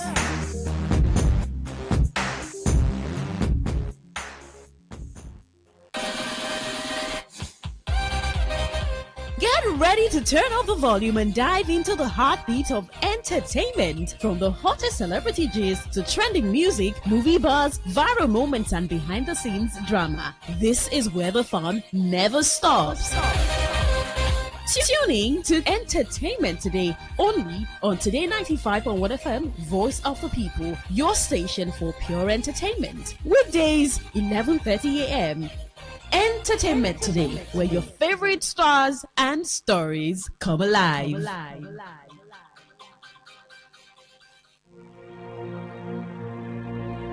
Today is business. Today is a new trend for your businesses. We give you all the information you need to grow your business, new ideas and innovations that keep you earning more and staying relevant. Every day, we engage in business, buying and selling, trading, and exchanging of services as individuals or as a country. Money goes round, it goes up and down.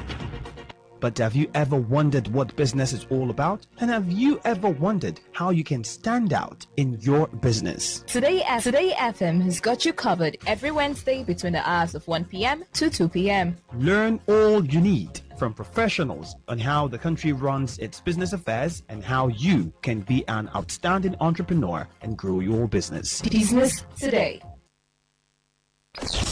Time for us to take you through the stories from the newspapers. It's the newspaper review segment on today's Quest Today 95.1 FM.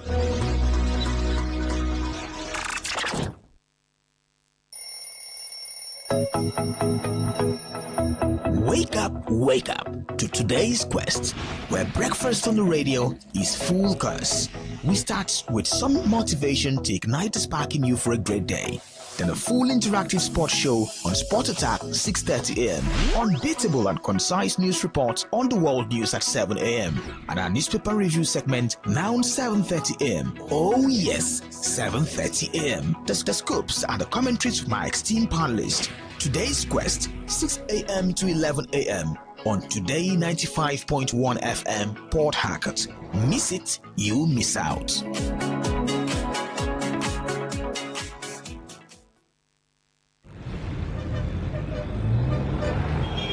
Live from the Garden City of Port Harcourt, Nigeria.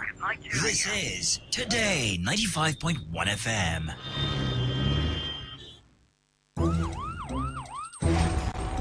It all begins with breaking news.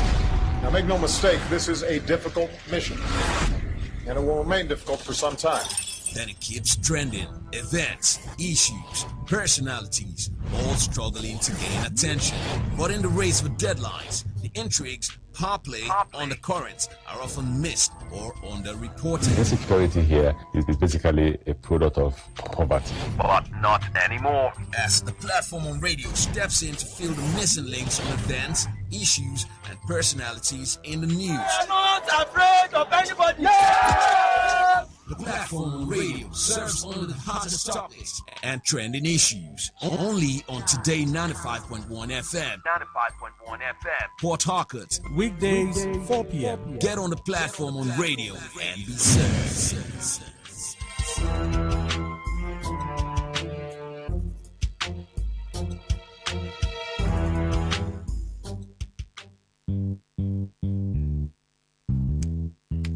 All stand, greet. Good morning, sir. Good morning. You're welcome to Jagbajantis High School.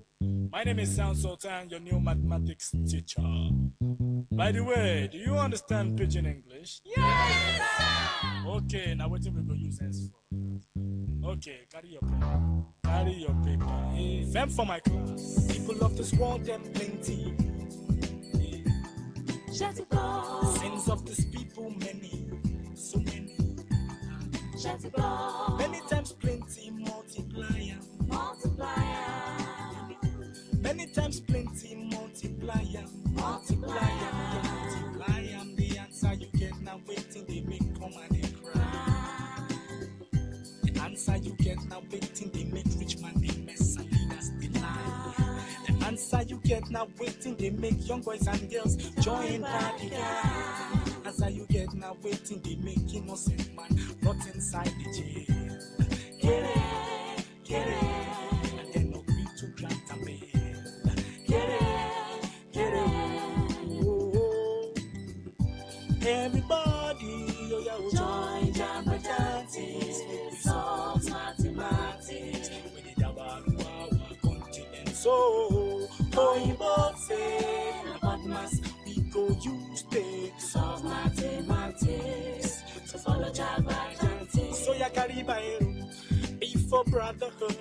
Love your neighbor. O for objectivity. Be objective, gentlemen, ladies. D for democracy. No matter how bad it is, never military. Now M for modification. Our behavior, let's stand to the savior. A accountability. If you've been a chop money, I beg you take time easy. S for solidarity. Not every time we fight it, oh my show. We enter new millennium. Shut it down. Nigerians like 120 million. One Shut it down. One population na 6 billion. 60 billion. Divide that 1 by 120 million all together. Oh yeah. All together. The answer you get now waiting they make people they jar. Come on for Naija.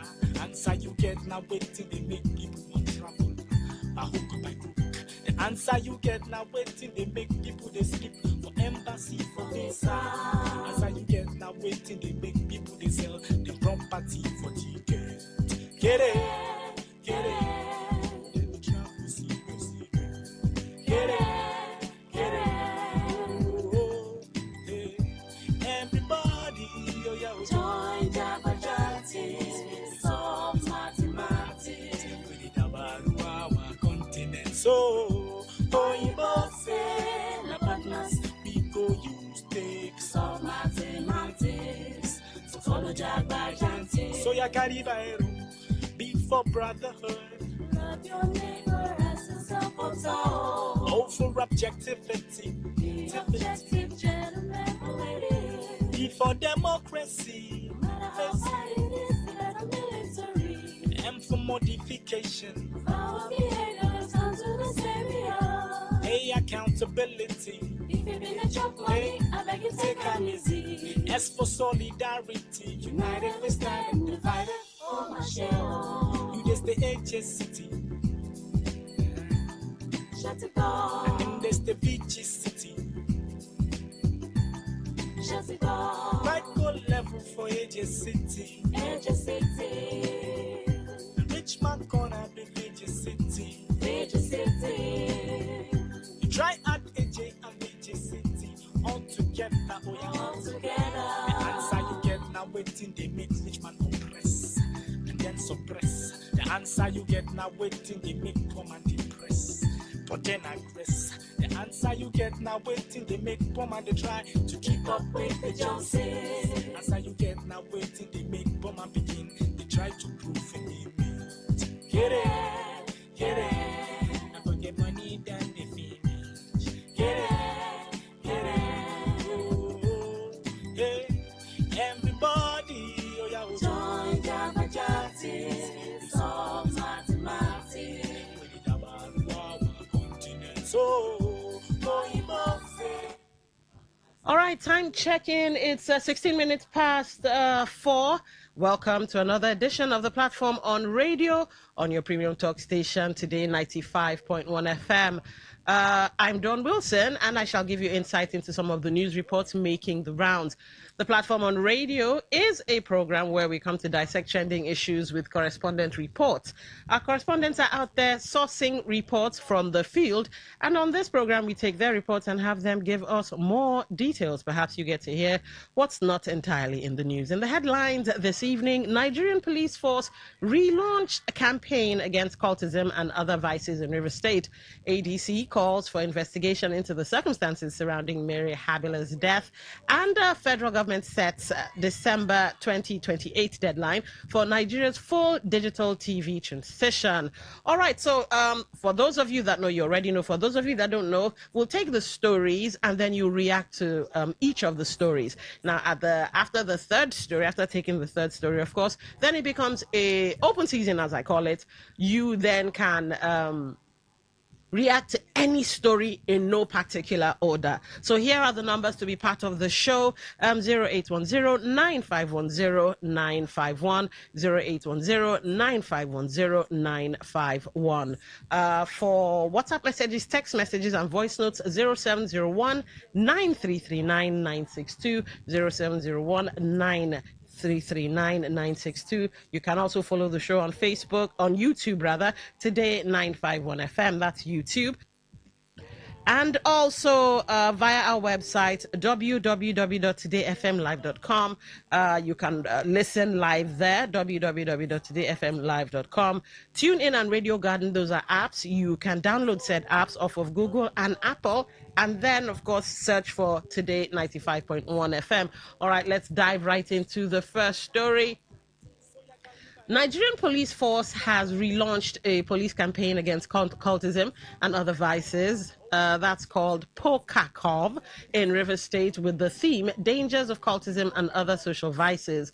Adverse effects on society. Speaking at the relaunch at the police officers' mess in Port Harcourt, CP Olubenga Adepoju said the fight against cultism and other social vices must begin from the home, stressing that parents, schools, religious bodies, and community leaders have critical roles to play in shaping the values of young people. Adepoju described cultism as a destructive lifestyle that lures youths with false promises of protection, wealth, friendship, and influence, but ultimately leads to violence, fear, imprisonment, and death. The Commissioner of Police noted that many young people become victims of peer pressure and criminal elements due to ignorance, stressing that sustained awareness campaigns remain essential in protecting them from falling into crime. He added that many youths who join cult groups in search of respect and acceptance often end up trapped in a cycle of violence, intimidation, and criminality, with some losing their education, freedom, or lives. I appreciate the IG.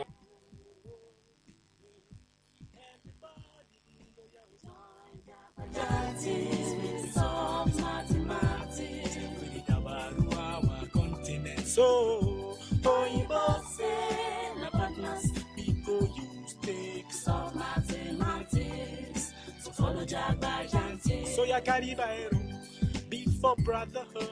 Love your neighbor as yourself. Oh, for objectivity. Be objective, gentlemen, ladies. Be for democracy. No matter how hard it is, let a military. M for modification. Our behavior is down to the stereo. A accountability. If you've been a chop money, I beg you take them easy. S for solidarity. Cultism is not a sign of courage, power, or popularity. It is a dangerous path that deceives young people with false promises of protection, friendship, wealth, or influence. In reality, it leads to fear, violence, regret, and often death. And you'll notice that in the society now, people are being co-opted by either peer groups or criminal elements to influence our youth because they become prey if they are not eligible of all the crimes and criminalities that are going on around in the society. The program has been going on for some time, and it has really been helping us, shaping our students, our youths in the society. Earlier, the national coordinator of Pokakov, Superintendent of Police One Ikwen, said the initiative had existed for more than 7 years and remained one of the Nigeria Police Force's foremost non-kinetic strategies for crime prevention.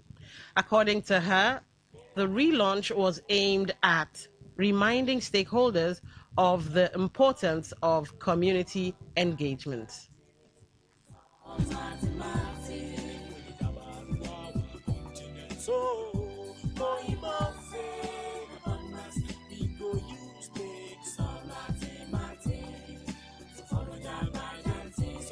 Situation in this nation, disposition, our condition, unexplainable pain in our hearts, not to mention brothers killing brothers for patience, salvation, resolutions are made, but always made with lack of vision. Imperfection is the order as we keep seeking solutions. Only God can solve the mathematical equation.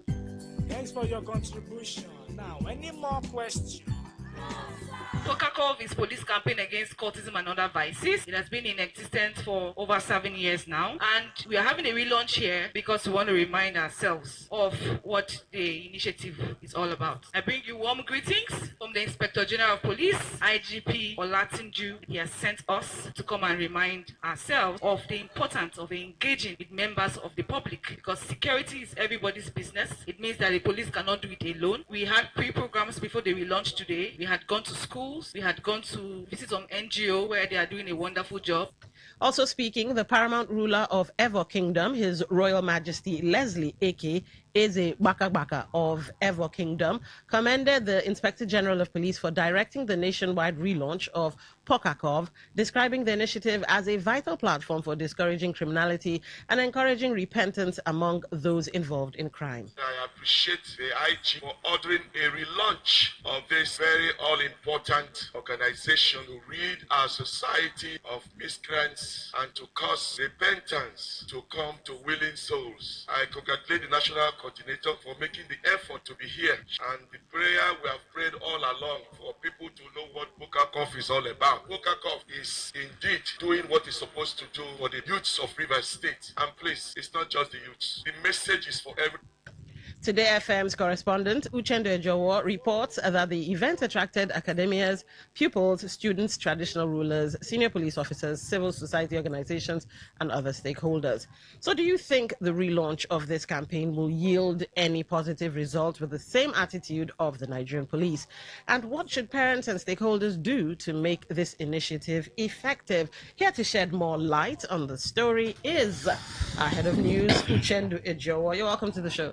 I greet you, Dan. All right. So I like the fact that they've done this relaunch, but give us something. We've heard the news, but give us some more meat. Do you think this is actually going to yield any fruit? Because for it to be called a relaunch, that means it happened before. Yes. The coordinator informed that it has lasted, it has been in existence for 7 years now. Okay. Yes, so 7 years, it came and it became dormant. Okay. It was not effective again.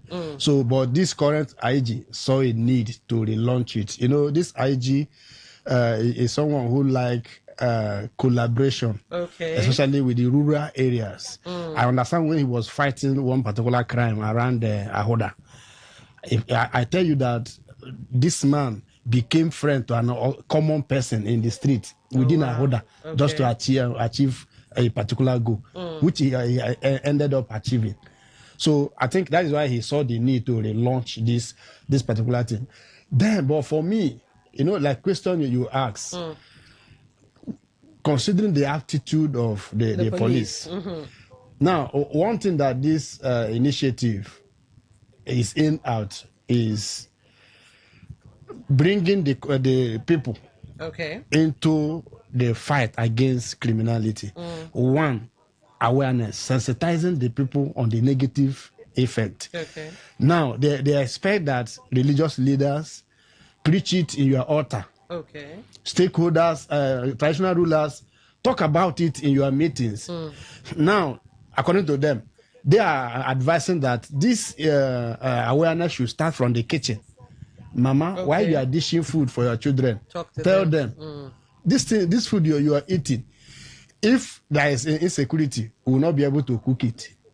So there is need for you not to even hear about it and join.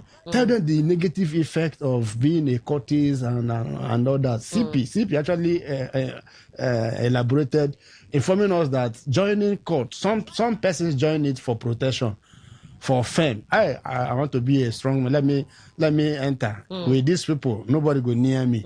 In the end, you find yourself caging yourself because you have a rival. Those who will be looking for your members definitely will be looking for you. There are streets you will no longer go, even if your success is in that street, because that street is controlled by your enemy. So these are the implications. Now, community have a role. Traditional rulers have a role. Now, the attitude of the police, sometimes when they see, like what some stakeholders complain, sometimes when they say see something and say something, they are scared of saying something when they see something, because police sometimes end up revealing identity. Identities, all right. And then these are some of the attitude they are complaining. Police end up collecting tips from somebody just to allow something go. There are some police that are in their habit. So with the whole of your effort, you find out that what you have done will become useless with some of the attitude that they exhibit in this process. So that might be a hindrance to the success. Yeah, it could be a hindrance in sustaining it.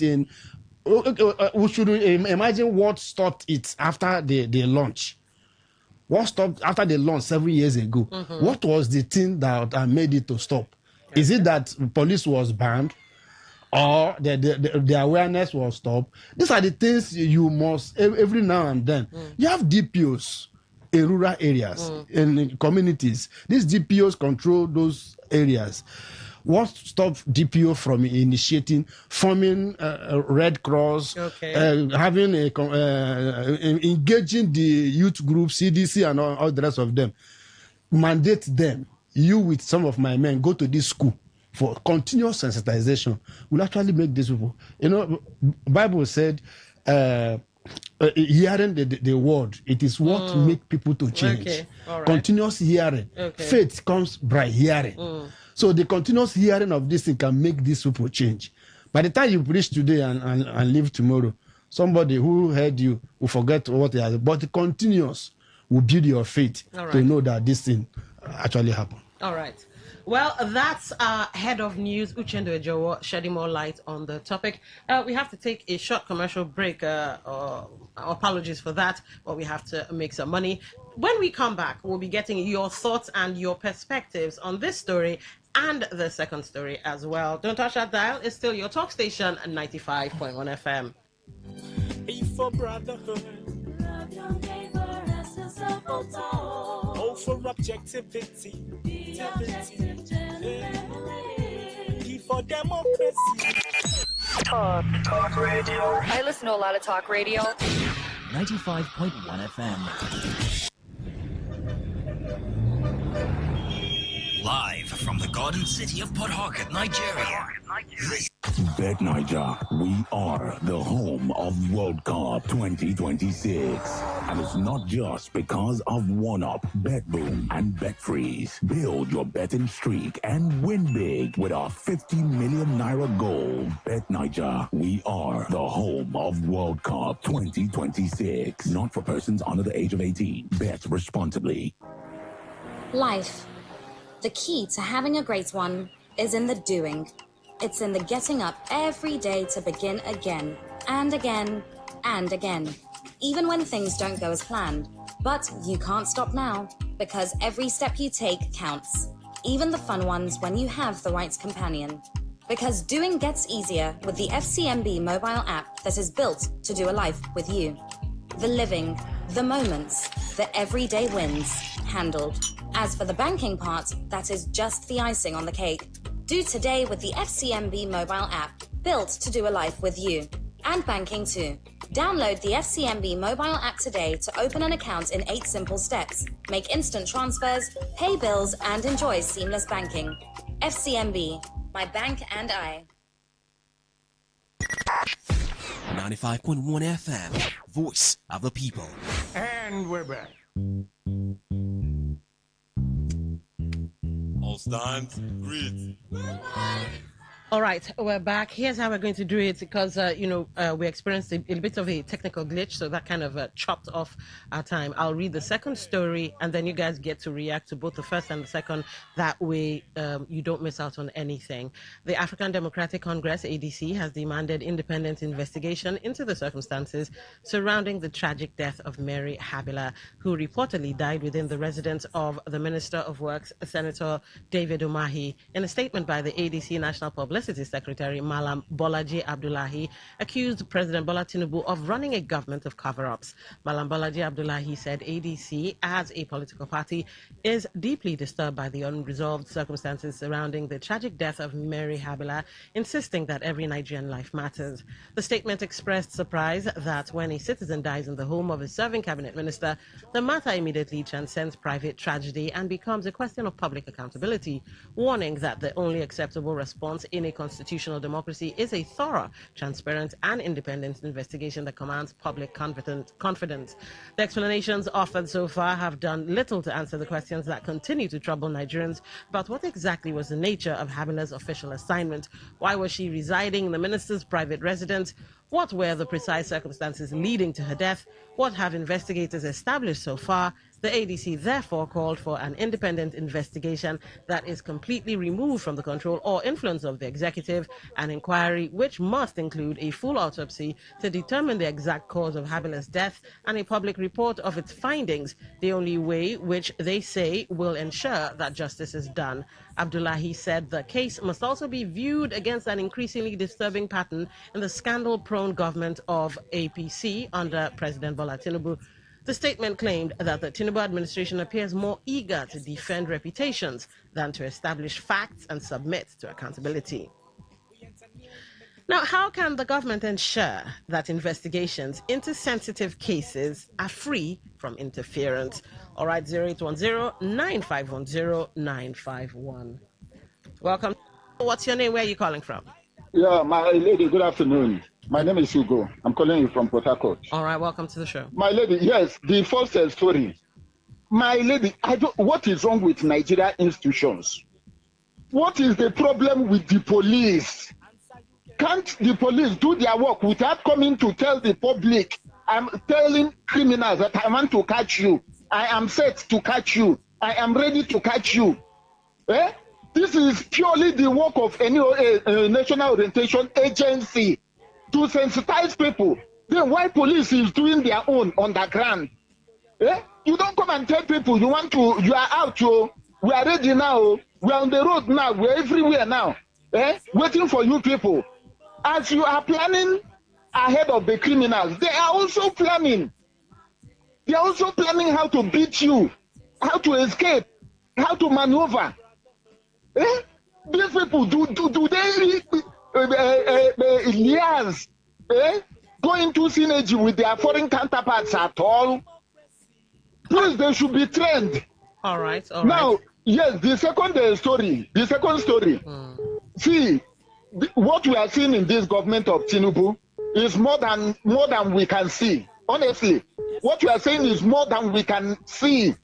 These people are using all their powers to cover up a lot of things. All right. I am telling you, we need a government that will come and probe from the regime of Buhari to the regime of this present regime. All these cover-ups, all these shoddy deals, all these dirty things that have happened. We need somebody to come and just open it, I beg. Okay. Let us see how things went on. All right. Thank you for calling. The platform, welcome to the show. What's your name? Where are you calling from? Hello, good evening. Good evening. Yeah, Lady Dawn. Yes. Michael Chimondaban. Go ahead. Hello?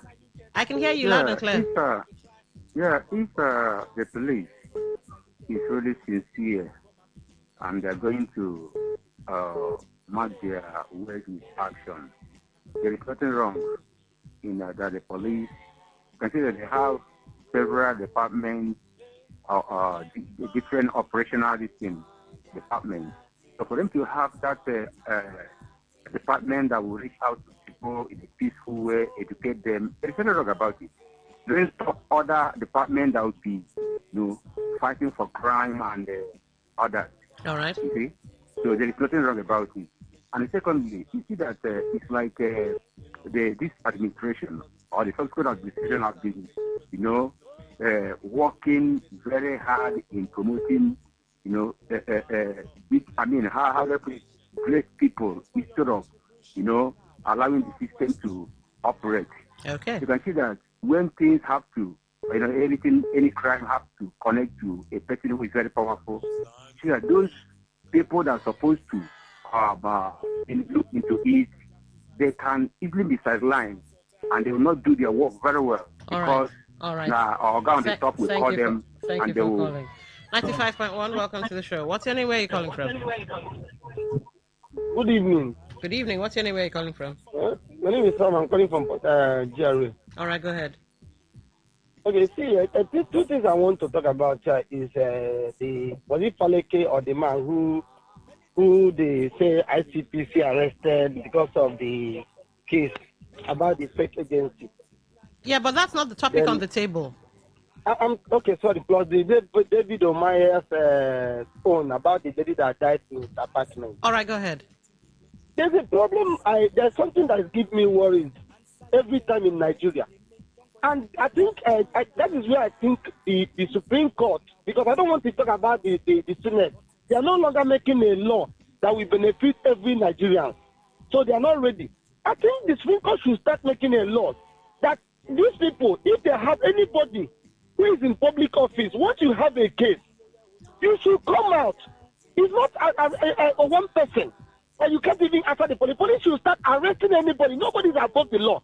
Nobody is bigger than police. Nobody in this life is bigger than police. But I'm surprised that they are the ones that to give police arrestation.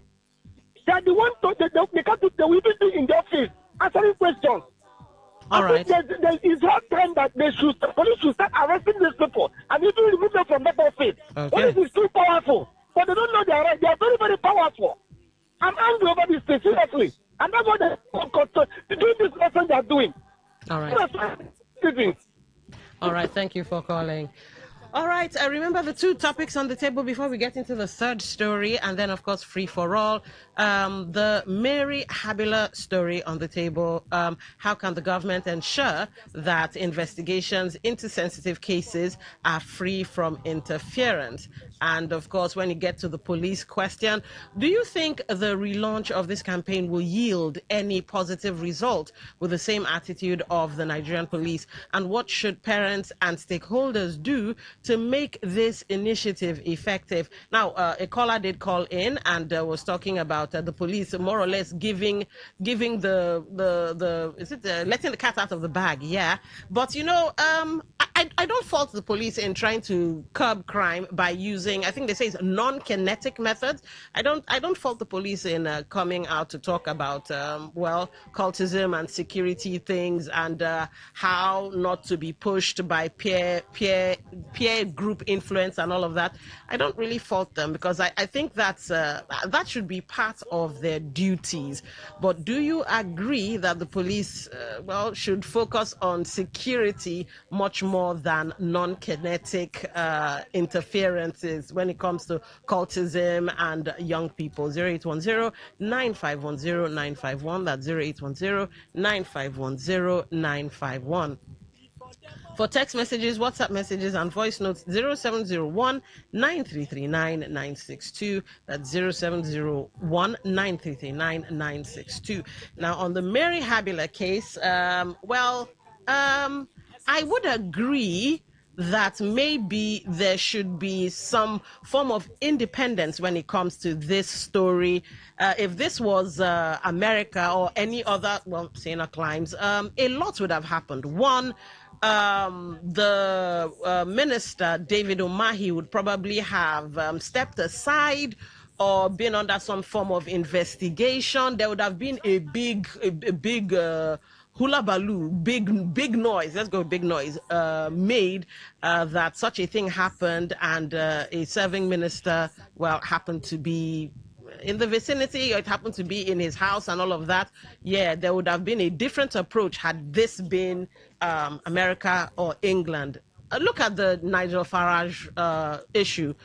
He more or less had to resign, and he's leaving it in the hands of the public to either vote him back into office or, he stays out of it. And the the media was not left out. They carried the story. Members of the public carried the story. So, yes, I do think that we should borrow a lift from the British or the Americans and do as the British and the Americans would have done. But will that happen in the coming days? Well, we shall see. Now let's get into the third story. The federal government has fixed December 2028 as the deadline for Nigeria's final transition from analog to digital television broadcasting. Director General of the National Broadcasting Commission, Charles Ebu said the move will improve broadcasting services and free up valuable spectrum for telecommunications and other digital services. He said the transition will be carried out in phases, including improvements in paid television, content production, and audience measurement. The commission also said policies are being developed to safely manage obsolete analog broadcasting equipment in line with international best practices. So here's where you come in. How do you think the switch to digital broadcasting will improve television viewing in Nigeria? Well, for starters, I think it's long overdue. I'd like to think that we should be keeping up with international best practices, and we should be keeping up with innovation as they come. The ones that obviously will benefit Nigeria, not rubbish innovation that we have no business switching to. So yes, I think that switching to digital broadcasting will greatly improve television viewing, because you get to know how many people are watching, and that will also help with advertising and all of that. So I think it's a step in the right direction. But what say ye? 95.1, welcome to the show. What's your name? Where are you calling from?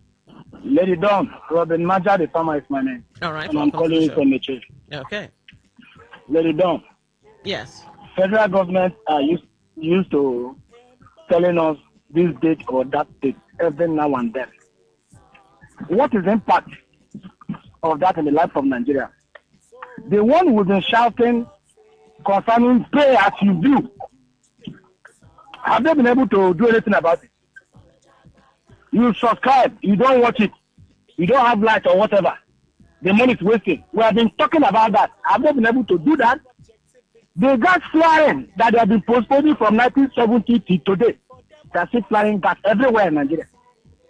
And the governance in this part of the world is just jokes. She asked me, jokes. Thank you. All right, thank you for calling. 0810-9510-951, 0810-9510-951. All right, Pax, you say, just on a light note, the traditional location for all Nigerian parents now to tell the children about insecurity is now only and must be... Okay, I think, okay, I kind of, the way you couched it is now only and must be totally the kitchen, and egusi with pounded must be eaten for this meeting before insecurity is discussed. Well, I think the police, they're trying to say, you know, when you're bonding with your kids, what better moment during said bonding to tell your kids what's what? So I kind of understand your kitchen analogy, even though the way you wrote it, I'm nearly confused. But yes, when you're bonding with your kids, you cannot tell them, this obtains and this obtains. So I agree with the police, the non-kinetic approach. Yeah.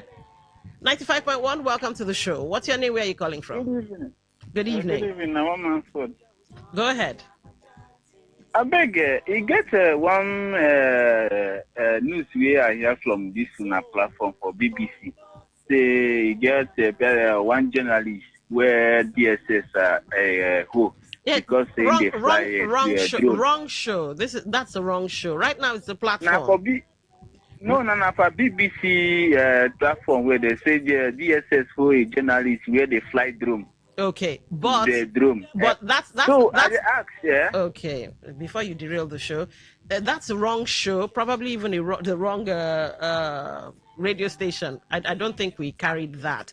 0810-9510-951. That's 0810-9510-951. Let's go get into the messages.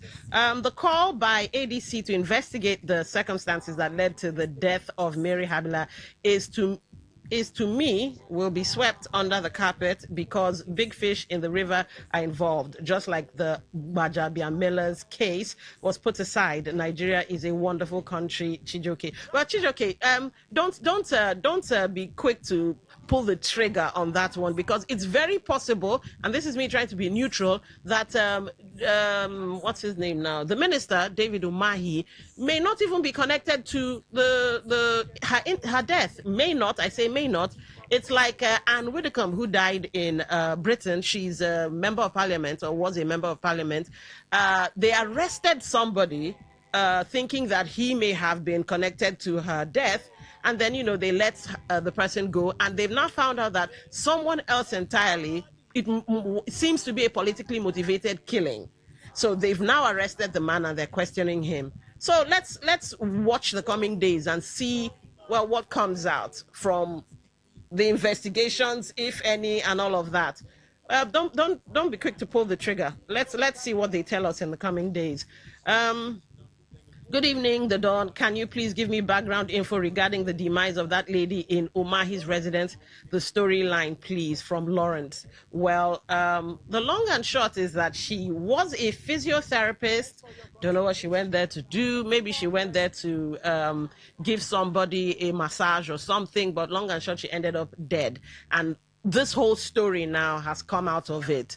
Some are saying, some quarters are saying the Tinubu-led administration is scandal prone. They're mixing the Gbajabi Amela issue with this issue, and people are wondering why David Umahi, the minister, is not being called in for questioning and this and that. So we're watching anyway, but that's the story.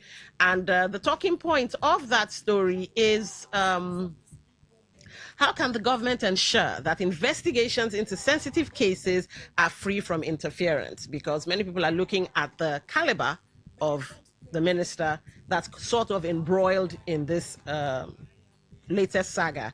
Good. Okay, this is for the sports crew. All right, let's check this one. Good evening to you, Lady Queen. Okay, actually it's Dawn, but okay. I am Ebere of Jesus from Port Harcourt. Let the truth be told, it is very bad seeing our youth joining cultism. It is time we tell them the danger in it. We must start from our various homes, communities, and learning centers and place of worship. God help us all. Yes, I do it now in public space, so it's become a question of public accountability. So let's watch what the powers that be do. Remember that when there was there was too much hue and cry concerning the, I think it's PFIPC scandal, the president, kicked it into gear and said, okay, probe this. I want to know what's going on. We've seen what's come out from it, to the point where I hear, I think Adeni Adeyemi has been arrested. So that's been making the rounds. Let's see what happens, since this is now in public space and everybody is discussing it.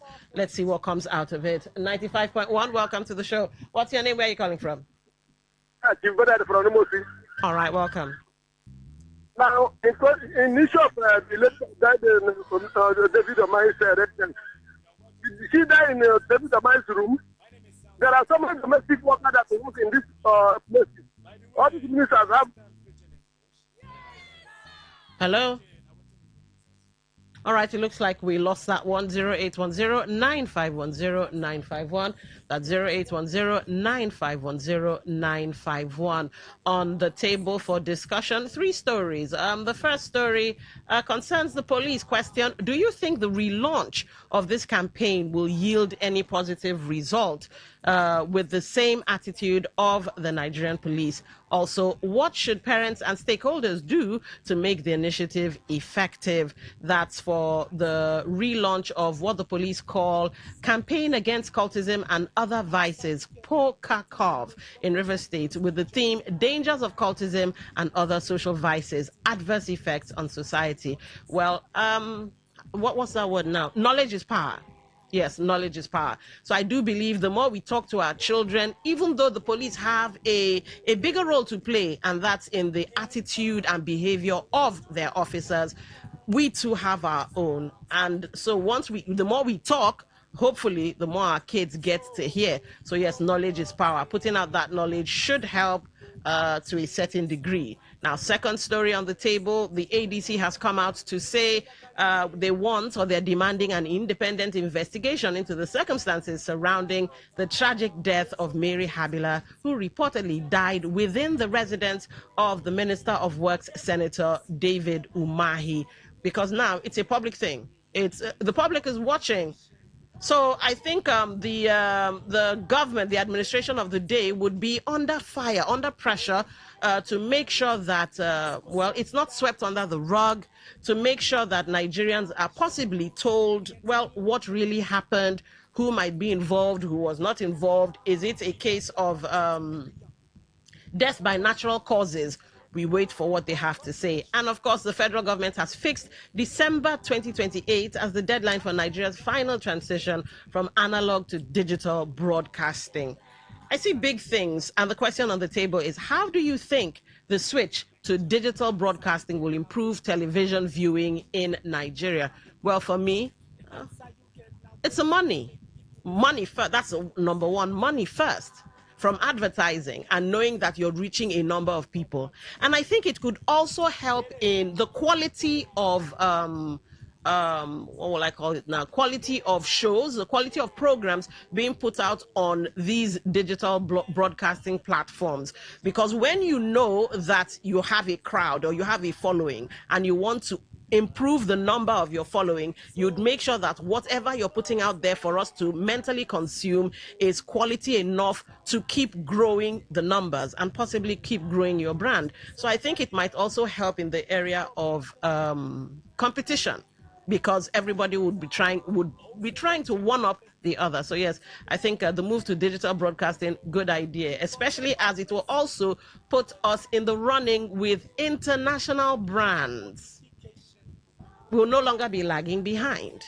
All right, don't forget, we have like 2 minutes to kill. 0810-9510-951. That's 0810-9510-951 for text messages, WhatsApp messages, and voice notes.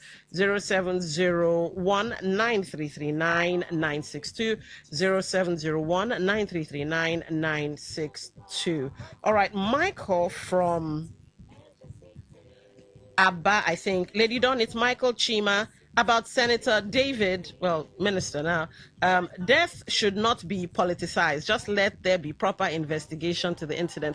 Michael, I hear you, but it's better publicized rather. Politicized, I hear you, but it's good for it to be publicized and maybe a little bit of politics playing into it, because the powers that be will realize that, okay, people are watching. Even the political parties might use it to score cheap shots or score a goal or score a point. So let's do what must be done. So yes, a little bit of politics never hurts, especially when it's connected to life and death. You also say there's nothing wrong for police to have a department that will interface and educate young people and the public be law abiding. After all, they have many other departments that will still apprehend and punish law offenders. Yes, Michael, on this one, I second your opinion. The non-kinetic, yes, I think it'll work. I think it'll work. It will help at least keep some of our kids out from cultism. Anyway, this is where we have to draw the curtain. The platform, don't forget, is produced by the news department, our awesome news department, I might add. So till same time tomorrow, do have yourselves a lovely evening. Up next, of course, is the Waiting They Happen crew. And somebody just walked in. I don't know who out of the 4 people I see in here, but I must say, I love this, the perfume. Enjoy what's coming up next. Enjoy what's coming up next. Okay, now Thank you. Okay, carry your paper. Them for my class. People of this world, them plenty. Talk radio. I listen to a lot of talk radio. 95.1 FM. Today's news in 60. An information technology governance risk and compliance consultant, Akiwumi Ayodele, has warned that Nigerian organizations have agreed to meet the cybersecurity compliance requirements while remaining exposed to real-world cyber threats. On the foreign scene, under new plans announced by Technology Secretary Liz Kendall, children aged 16 and 17 years old in the UK would face a voluntary overnight social media curfew, alongside a shutdown of infinite scrolling and mandatory breaks in AI chatbot use. China's leading memory chip maker is seeking to raise up to $9.8 billion in an initial public offering as the country counts on homegrown hardware to boost its position in the artificial intelligence race. Google has joined a $468 million funding round for German startup Proxima Fusion, underscoring growing confidence in nuclear fusion as a long-term source of clean and reliable energy. Apple has filed a lawsuit against OpenAI and 2 former employees, accusing them of stealing trade secrets to help the ChatGPT maker expand into the consumer hardware market. Today's news in 60. In 60.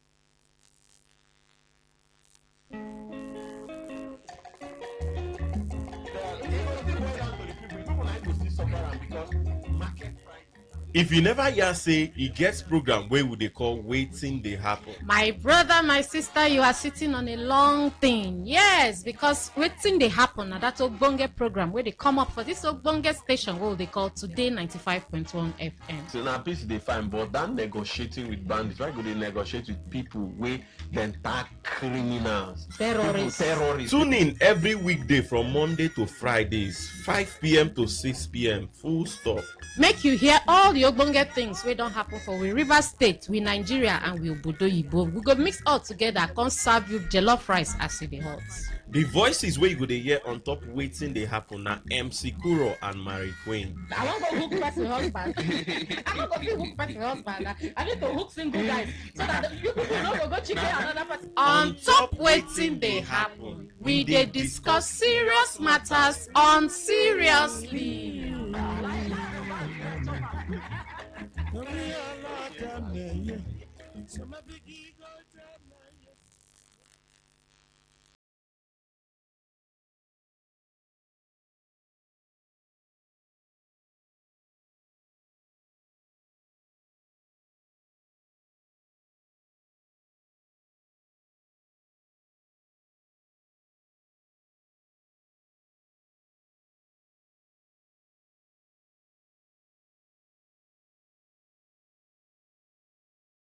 Surrounding this incident are sufficiently grave and unusual to warrant independent scrutiny beyond our domestic institution.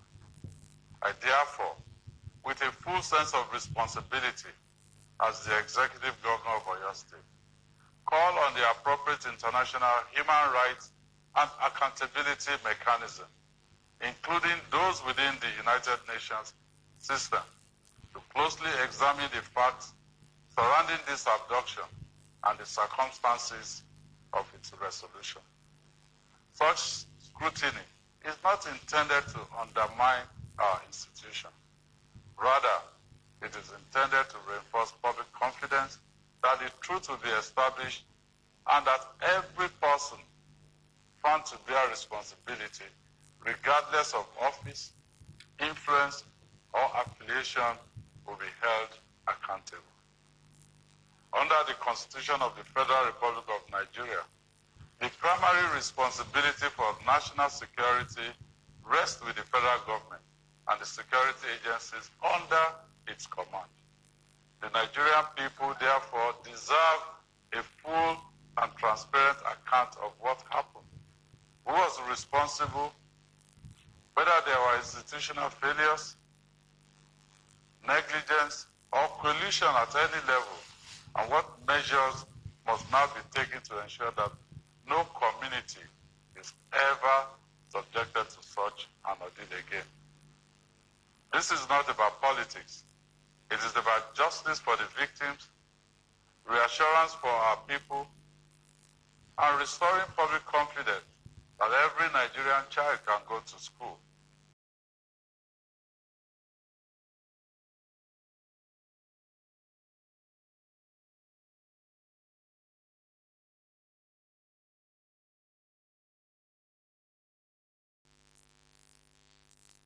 I read this morning in newspapers and I've seen it with the electronic.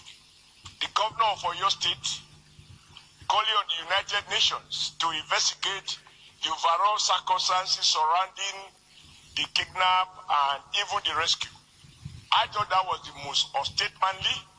He was carrying partisan politics too far, and this Senate should condemn his unguided statement. Nigeria is a sovereign nation. When we wake up and call on foreign authorities to investigate, this is one case in which our armed forces have shown that without paying ransom, even if it meant that these children and some of the elders had to be in captivity for almost 2 months, that the armed forces were working quietly to have these rescue operations, which, as well captured in this motion, led to some loss of life. To trivialize it, to suggest, as the governor of Oyo State seems to have done, that there is something that is not open, that the UN needs to unearth the circumstances, is to question the sovereignty of our nation. and to downplay the achievement of the Commander-in-Chief, President Bola Ahmed Tinubu, and all the service chiefs and in fact all those involved in this process. I think that there's a moment in the history of a nation when across party divide we should stand in unison to commend what has happened, I mean the way which people were released, and to encourage the armed forces to build on it, that they should extend and get more gadgets. I mean, it's not possible for them to share with us some of the things they did. Like I heard, they were able to identify the guys, arrest some of their relatives, etc., etc.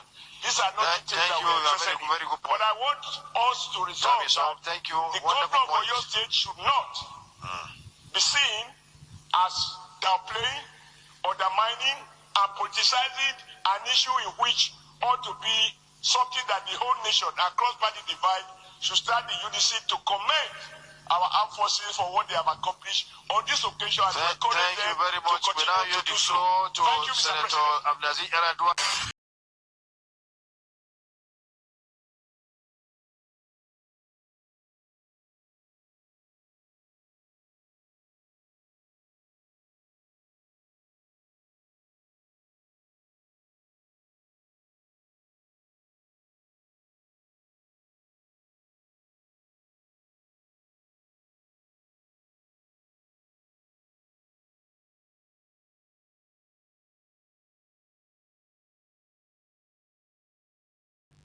MC Justice, Yes. you have heard from the horse's mouth. Nah, this horse. Which of the horse? Guy here two horses. Nah, Sheima Kinde or El Show Baba. El Show Baba. All right, so we'll keep them for suspense for that one. We'll just touch other to sharp before we enter this market. We'll enter. So you get one, our Reverend Father, who they call the Reverend Father, Nigerian priest, according to Igbo, but who they call Reverend Father. So, you know, the parish where they carry and go America for one program like that. So they say in visa will expire 29 July. So America don't tell them, say, you have to go back. Father said no, that he's traumatized. He cannot come back to Nigeria. So they kidnap Father from Nigeria, they kill Father, so he may no one come back again. Guess what the Father can do? Father go by himself. My brother. So instead of her to return to Nigeria, make him be saying that. All die now there. All die don't be die. Imagine how in family, that's him not even, he will be priest, where they give hope, where they give, you know, he no can think how in family members go feel, or in parishioners where they wait for him here, or even the ones when they wait for there. And my sister, the story just tired me. You know, person where they advise others not to kill themselves. Now he can go kill himself. Nah, just because say no one come back Nigeria. I myself I did depressed. If not, so you know how much it costs to transfer their body from Obodo Yibo come this side. They go bury and there now. They go make a bury and there. Because be like even in their body, no one come this side. You know one come here alive. You won't bring them back in there. Nigeria na bury grand. May they settle and there. And then MC Justice, miracle not the tire Jesus. So you remember that alleged fake because they never proven. They say na fake. They still they caught like that. People still follow say na fake. So they say the DG they don't arrest them yesterday. I see her yesterday. In the very humble. I never see. If now you know, they ask him in name. He said, "But I've told you before." How many times you want me to How tell many you times they just stress the man? Although na very long, this we don't know which one be truth, which one whether they try use persecute him to turn the whole story around, or whether in really fake the whole appointment. Because not be only we need to they go finger out, because for them to even include in the agency for budget, you know, person they copy but still get CBN account and all that. So there's supposed looking into 300 staff under the same person. You know, and they're supposed looking into how many fake agency this country will get fake bishop, fake agency, fake this. How many fake other things they, and at the end of the day, where they allocate money give. My own be say, if this guy na fake. And this agency na fake. Now this guy pass hush puppy. Hush puppy they learn work. Wallahi, if this guy na fake, you know the process. With several staff, still get security where they attach to them. They don't meet high and mighty for EFCC. Get office for meet federal deputy. secretariat. Me, I feel like I go open office for even as this Today FM day self. I'll just come now, can't carry one office here, begin to use. How much more federal? If no be only and they involved, plenty people they involved. It's all right. Now you know that one. But we'll go match break for here. Make we sell this small market. Then when we come back, we'll come tell you the main to read them all we want to talk about. So yes, so my better country people, my mamas and papas, our bobbies and the baby them. We get one ogbonge oga. We don't carry one ogbonge news come for us. So the same be make I just do small intro. Okay? Artificial intelligence, popularly known as AI. They say na something where they grow. Saying they help change people's life, they change work, they help for your business. They even help you to create wealth. That one them important because I need to create wealth. So they say around the world, though, individual, that's one person, and companies, all of them say na AI now they use now to improve productivity. Waiting me productivity. That's the work no go come dey too hard for you. You understand? Say AI go help you, the work go easy, and you go to get more profits for what you they do. And say AI too go help you, you go to think smart, you go to do so many things, you go even unlock opportunities. Then the contact say, now waiting Oga one can tell us say beyond this hype, that's beyond this big grammar don't blow here. Say AI they do like that, AI they do like that. Waiting Coco be this AI. So we'll get Oga Prince Bernard. Okay. But the AKA we full on the same be Otumba FX. Exactly. So Otumba FX, welcome to Today FM. Good evening, Port Harcourt. Nice to be here once again. But they do pigeon sha. Yeah, we're going to mix up. Because here na pigeon, I country people see as you come na grassroots now you want to talk to. Grassroots. So you go bring this AI to the grassroots. All right. You know say AI they help you with marketing. Go help us. So that your marketing skill where AI don't teach you. Ngwanu sell them out. All right. So welcome, Oga. So make we enter the first story sharply, okay? So they say everybody don't they talk about AI. Some people they even excited that they happy where say waiting be this AI. Others they worried. You understand? And they say the AI no balance. Exactly. How they talk and live no balance. So the AI no balance because if some people they happy and some people they worried. So okay, you go now bring them to the ABCD. Waiting gong be this AI and why ordinary people supposed care about AI. All right, thank you for having me. Yeah, it's still the same talk on AI matter. So for a lot of people that have been hearing AI, we've been seeing a lot of video, AI here, AI there. When there's a video now, people go comment section saying AI. A lot of people don't even know what this AI is all about, but it's bigger than what people think. Okay. But we need to let people know what AI be first so that they can follow this discussion well. Now, AI, leave them for back. now technology.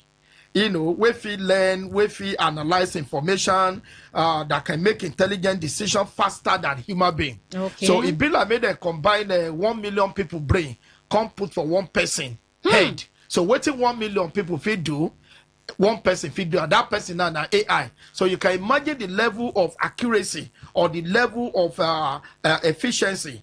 So, but the reason everybody care because AI now is no longer a future thing. It is already happening.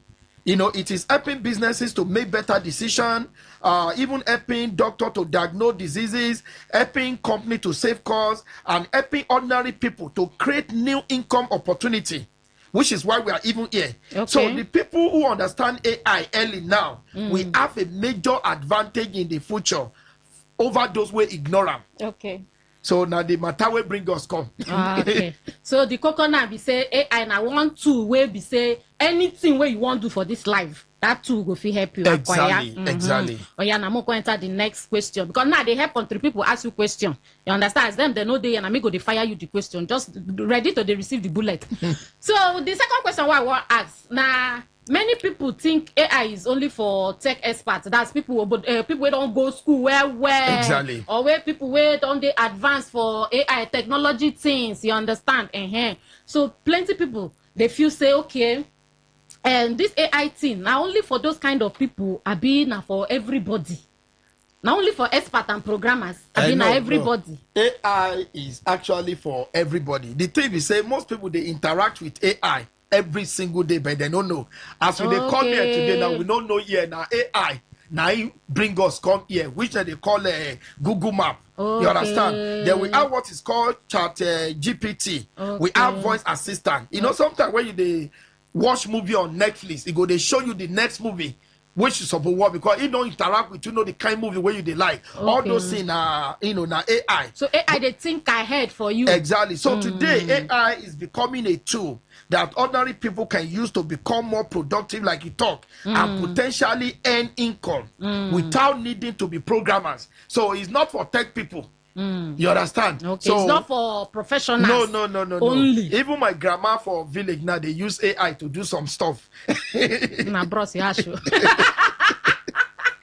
But is that right? Okay, so you know, say some people go talk say, no be say I never hear of AI before. I don't hear of AI. I don't make plenty mistakes. You understand? So now you won't come help them. They say, what's the biggest mistake people are making right now regarding AI? So what be the mistake where people they do with AI where them no?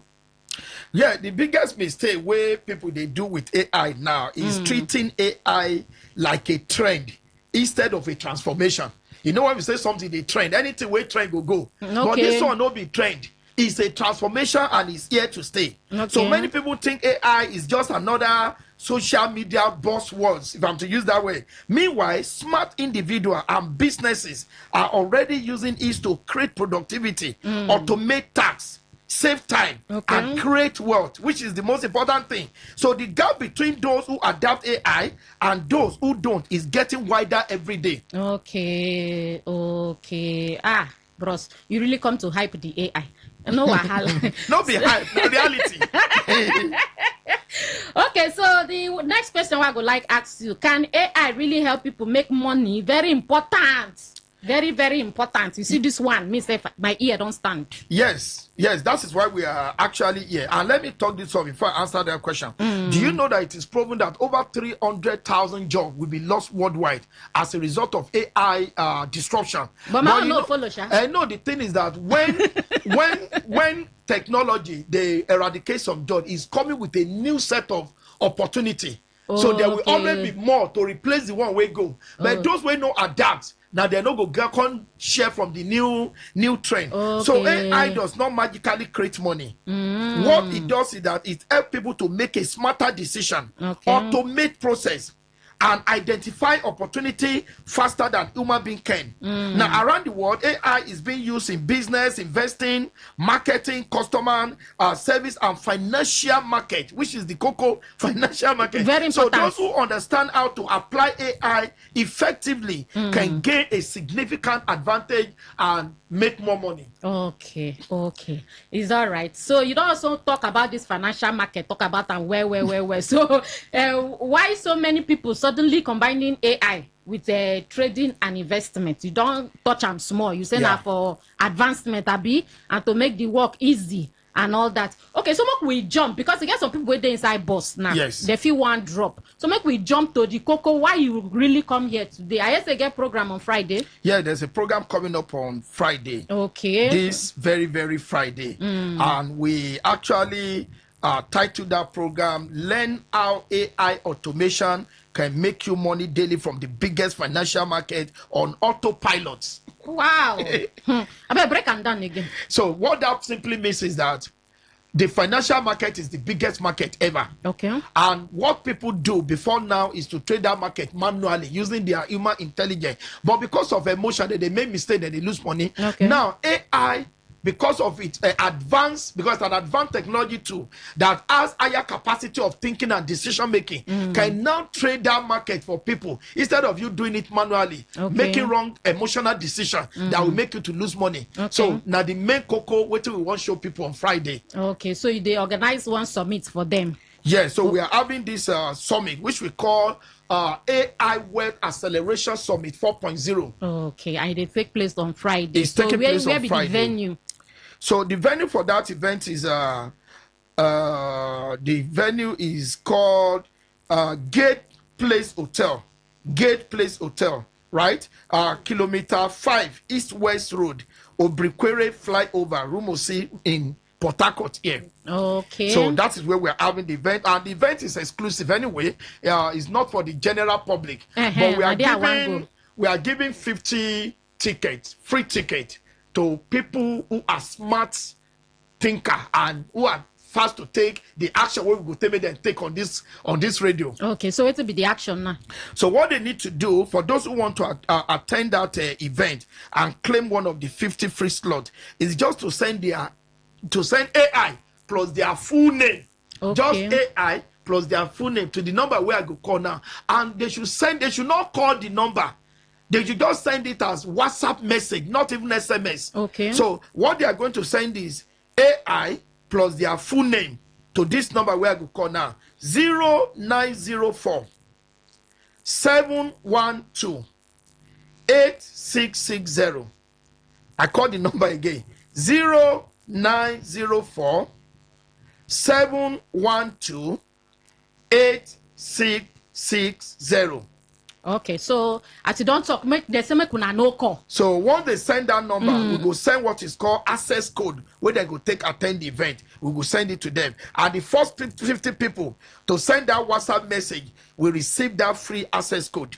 So the number again now 0904 712 8660. Okay. So waiting be the time for this. Yeah, the time is 11 a.m. 11 a.m. on Friday, this week Friday. 11 a.m. This week Friday now, wait a second. Now 17th of July 2026. Maybe people know when they say if Gate Place Hotel. Gate Place Hotel. Yeah, but when they send message, we still send the details of the venue to them. Okay, the date. Gate. Okay. Oga. PSO, you know they call and well. Okay, say now no be gate. Say na gate. Gate. Yes, na G-A-D-E. Gate Place Hotel. Gate. G-A-D-E. Place Hotel.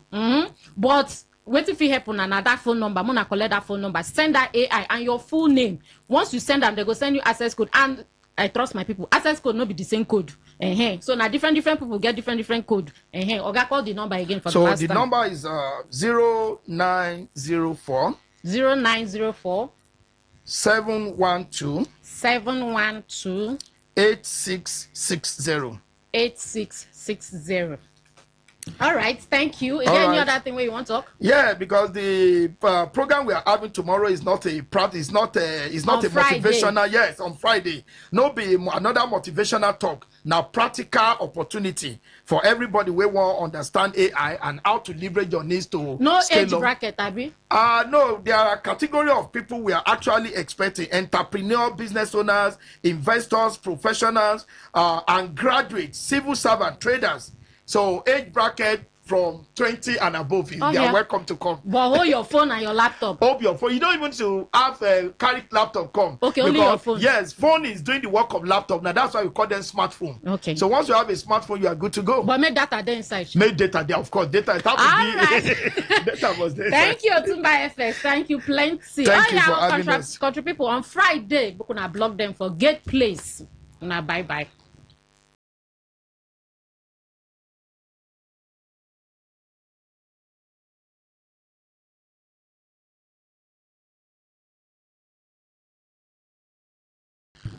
Okay, my better country people, someone could go sell that market. We don't come back. All right, we'll go utilize the remaining time. We'll get sharply. So the program, as soon as know, now waiting they happen.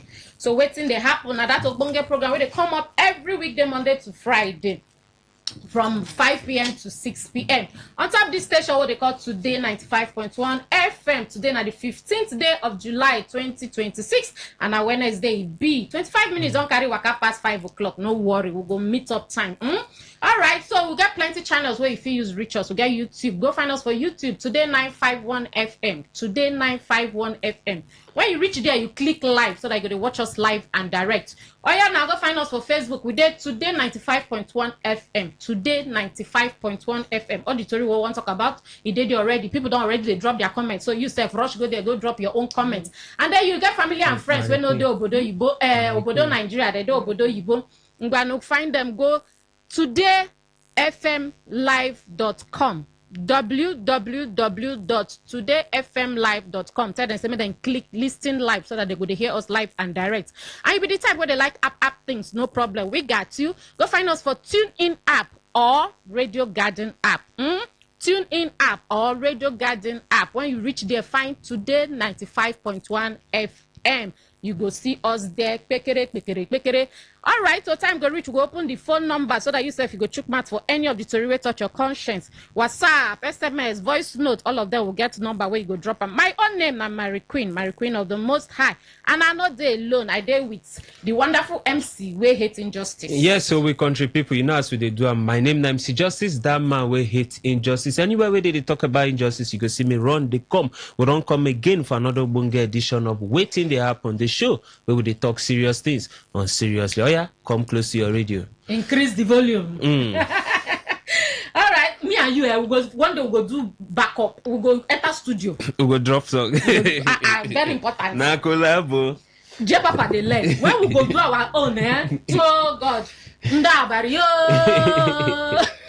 All right, so Senate don't tell Governor Seyi Makinde to drop the call where him call United Nations, where be UN, to come investigate the kidnap and release of the Orire victims. All right, so no be new thing again. We know about the children where they kidnap with their teachers, how they don't go rescue them, come back, how federal government don't hand over the children, give the state government will be the Oyo state, and how the governor can't come out, can't do broadcast. He said, well, I don't even play the video here. He said this investigation when they call for, so not be winch hunting, not be political anything, but saying just one know how manage. If for 7 years when done the rule, this kind of thing never happened before. But just say in come out by 4 p.m. Come talk say I go like be presido. By 9 a.m. for morning, they don't work at 3 schools, go kidnap the teachers and the pupils. Say the thing they am strange. And say, one call Nigerian institution. I don't know where you feel say na international and I ain't go feel help us, but maybe you get trust for international. So MC Justice, the question why they ask for here.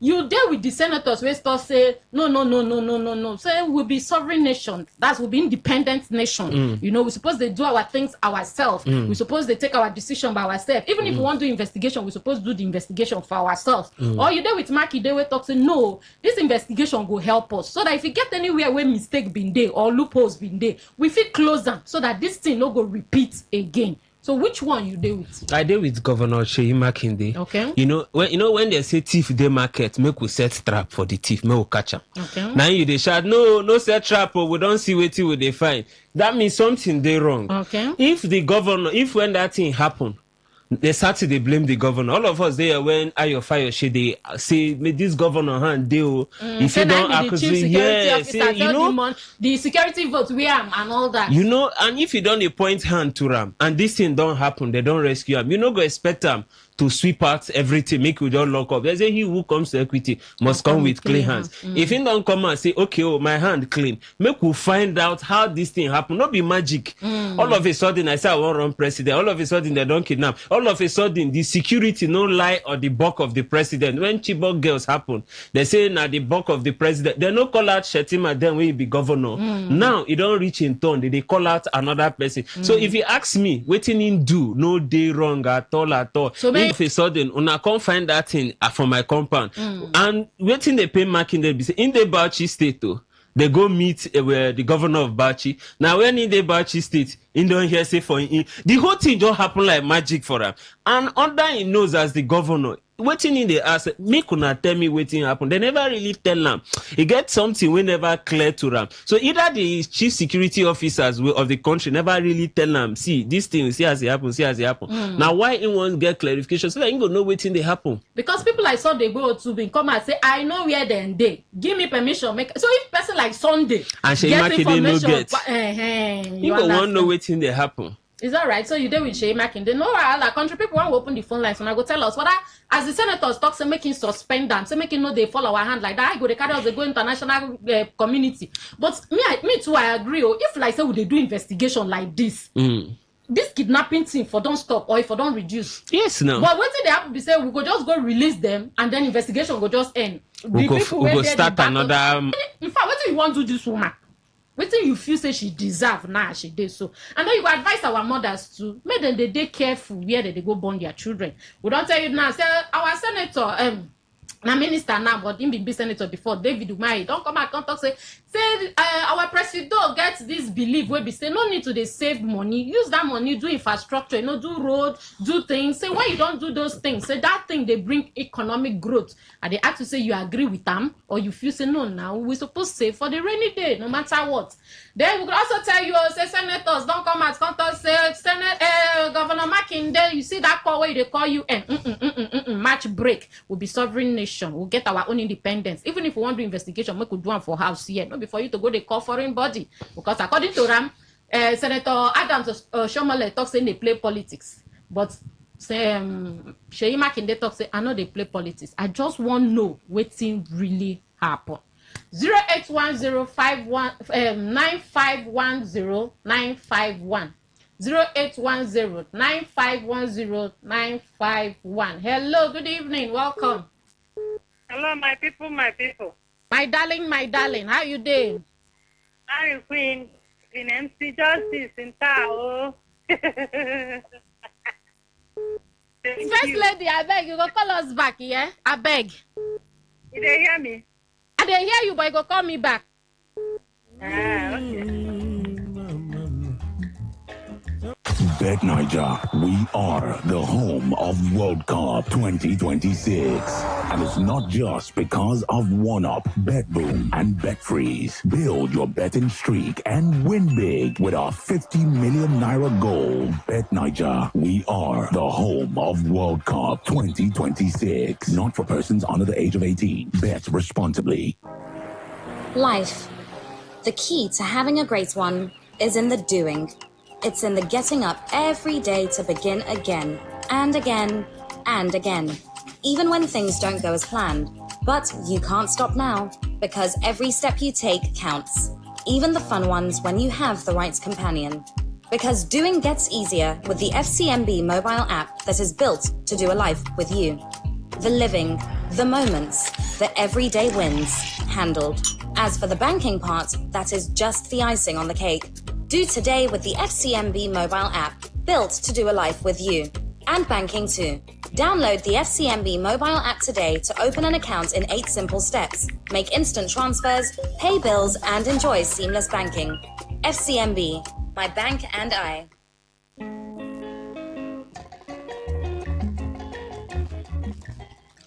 All right, my darling people. Now do thank you. Now plenty. Oh yeah, now more go straight to the phone lines. No time again. Hello, good evening. Hello, good evening. Okay.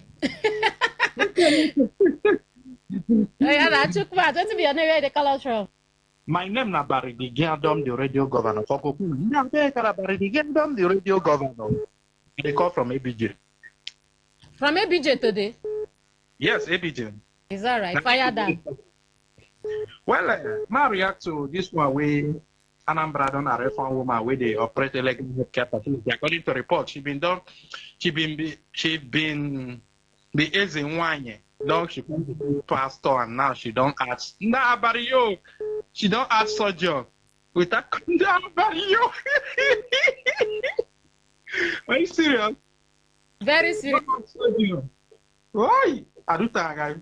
Well, my advice to women where they go quack.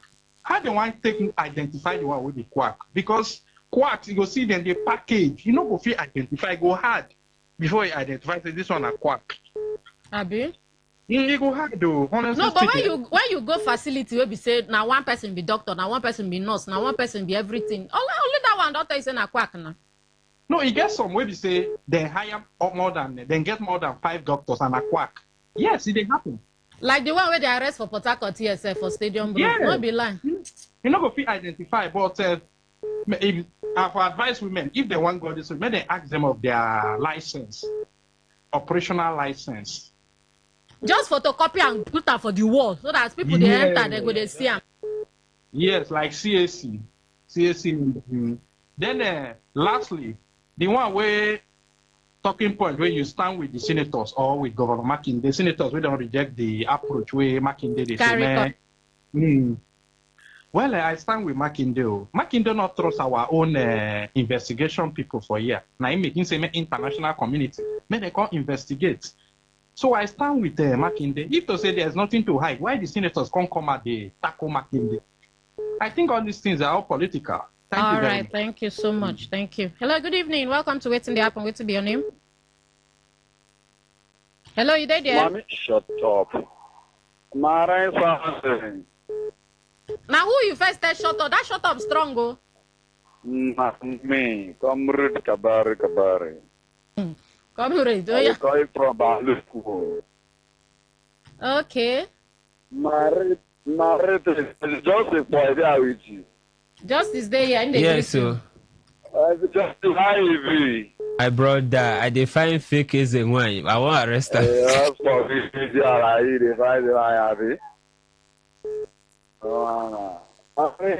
Yes, sir.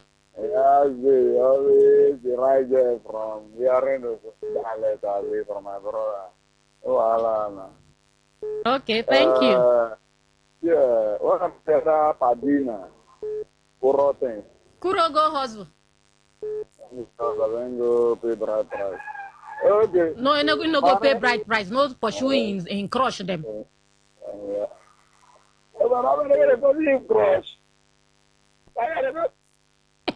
Hello, good evening. Welcome to Wait to the App. Wait to be your name.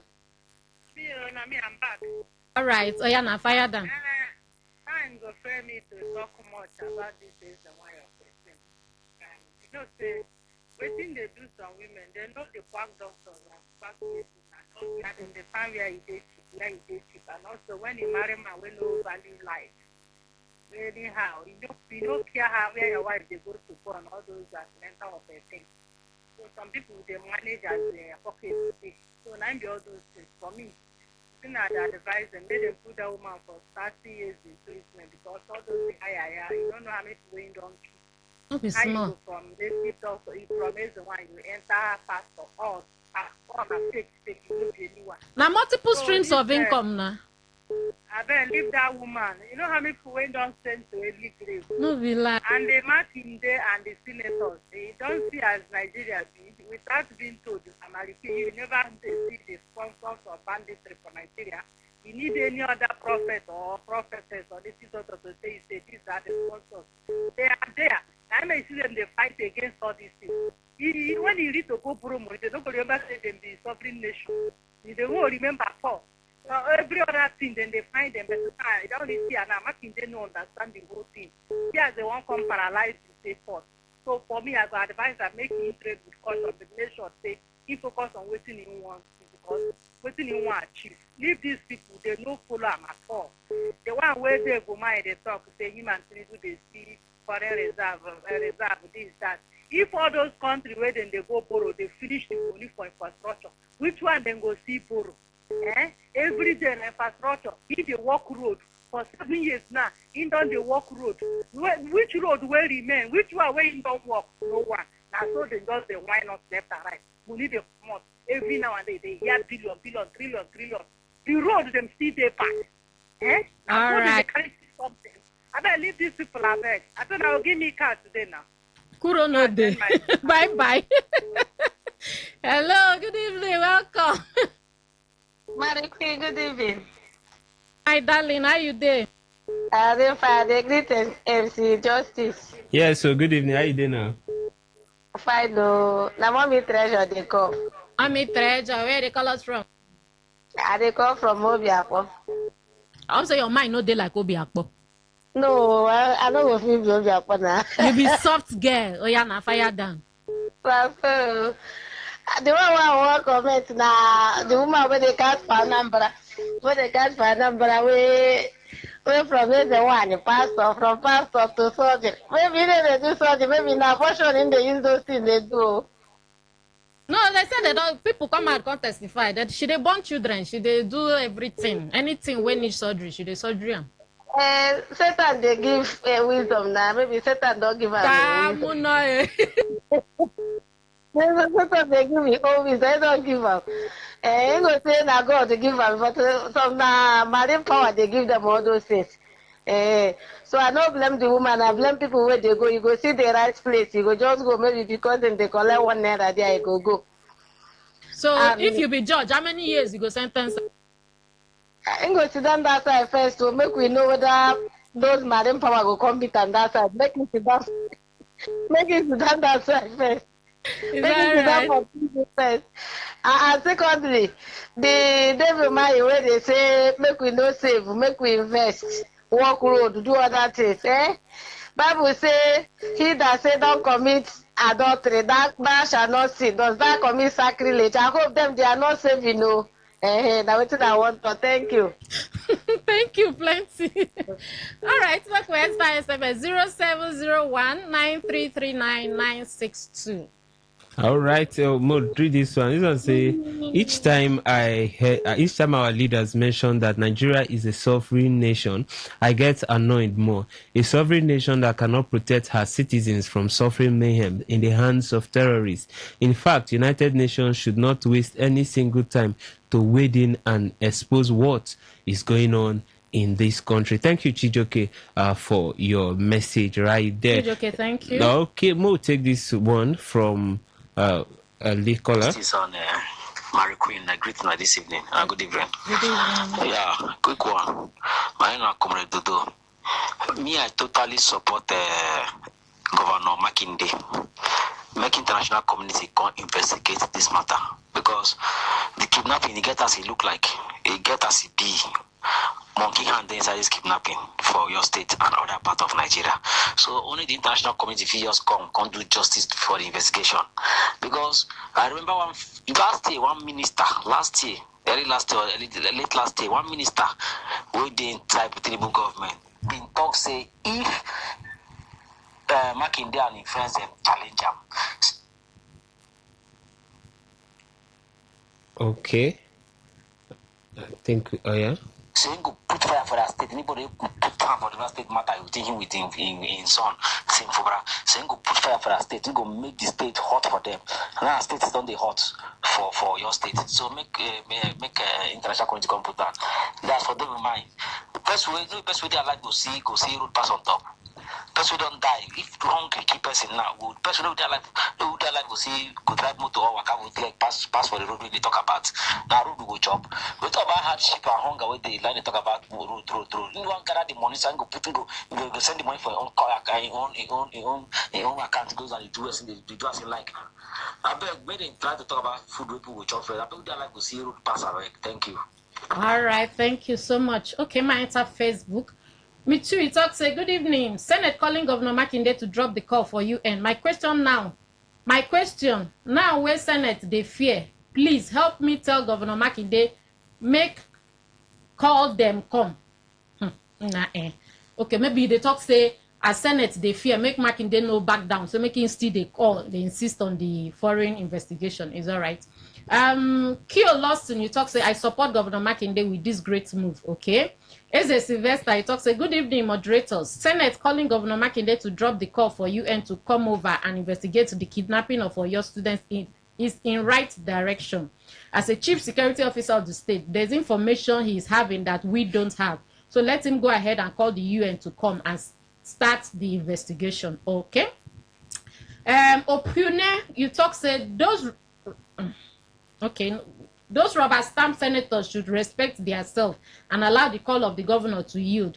Perhaps are they calling Nigerians that they know those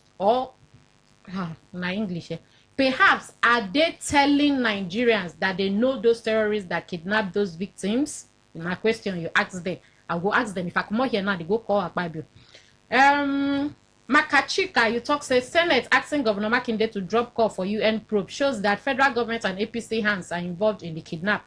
Because UN probe will expose those involved in terrorism. Okay. Are you serious? All right, Mo, take this one. Say good evening, greetings, crew. He said, for me, the comment of Senator Adams is inciting.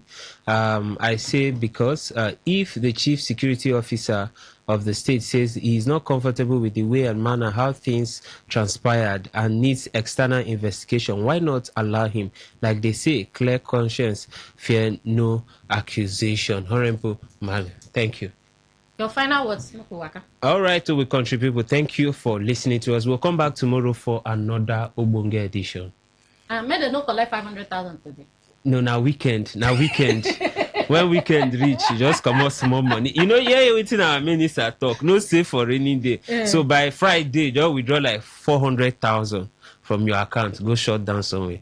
But the first lady said, make our musicians, you know. Davido, they made they empower. You know, adding song, she eatable. It's all right. My country people will go see tomorrow. Now, bye-bye.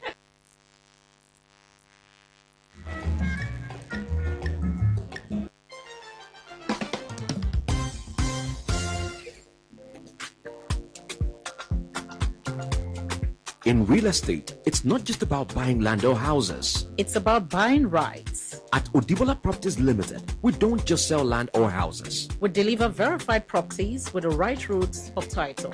Because the strength of every property is the root of title, not noise, not unverified claims. Built on integrity, backed by proven track record. Odibola Properties, your investment is safe with us. Visit us today at Nyawale Inserim Layout, Tombia Extension, GRA Phase 2 Port Harcourt, or visit our website www.odibolaproperties.com or call 081-551-67904 or 070-655-69887.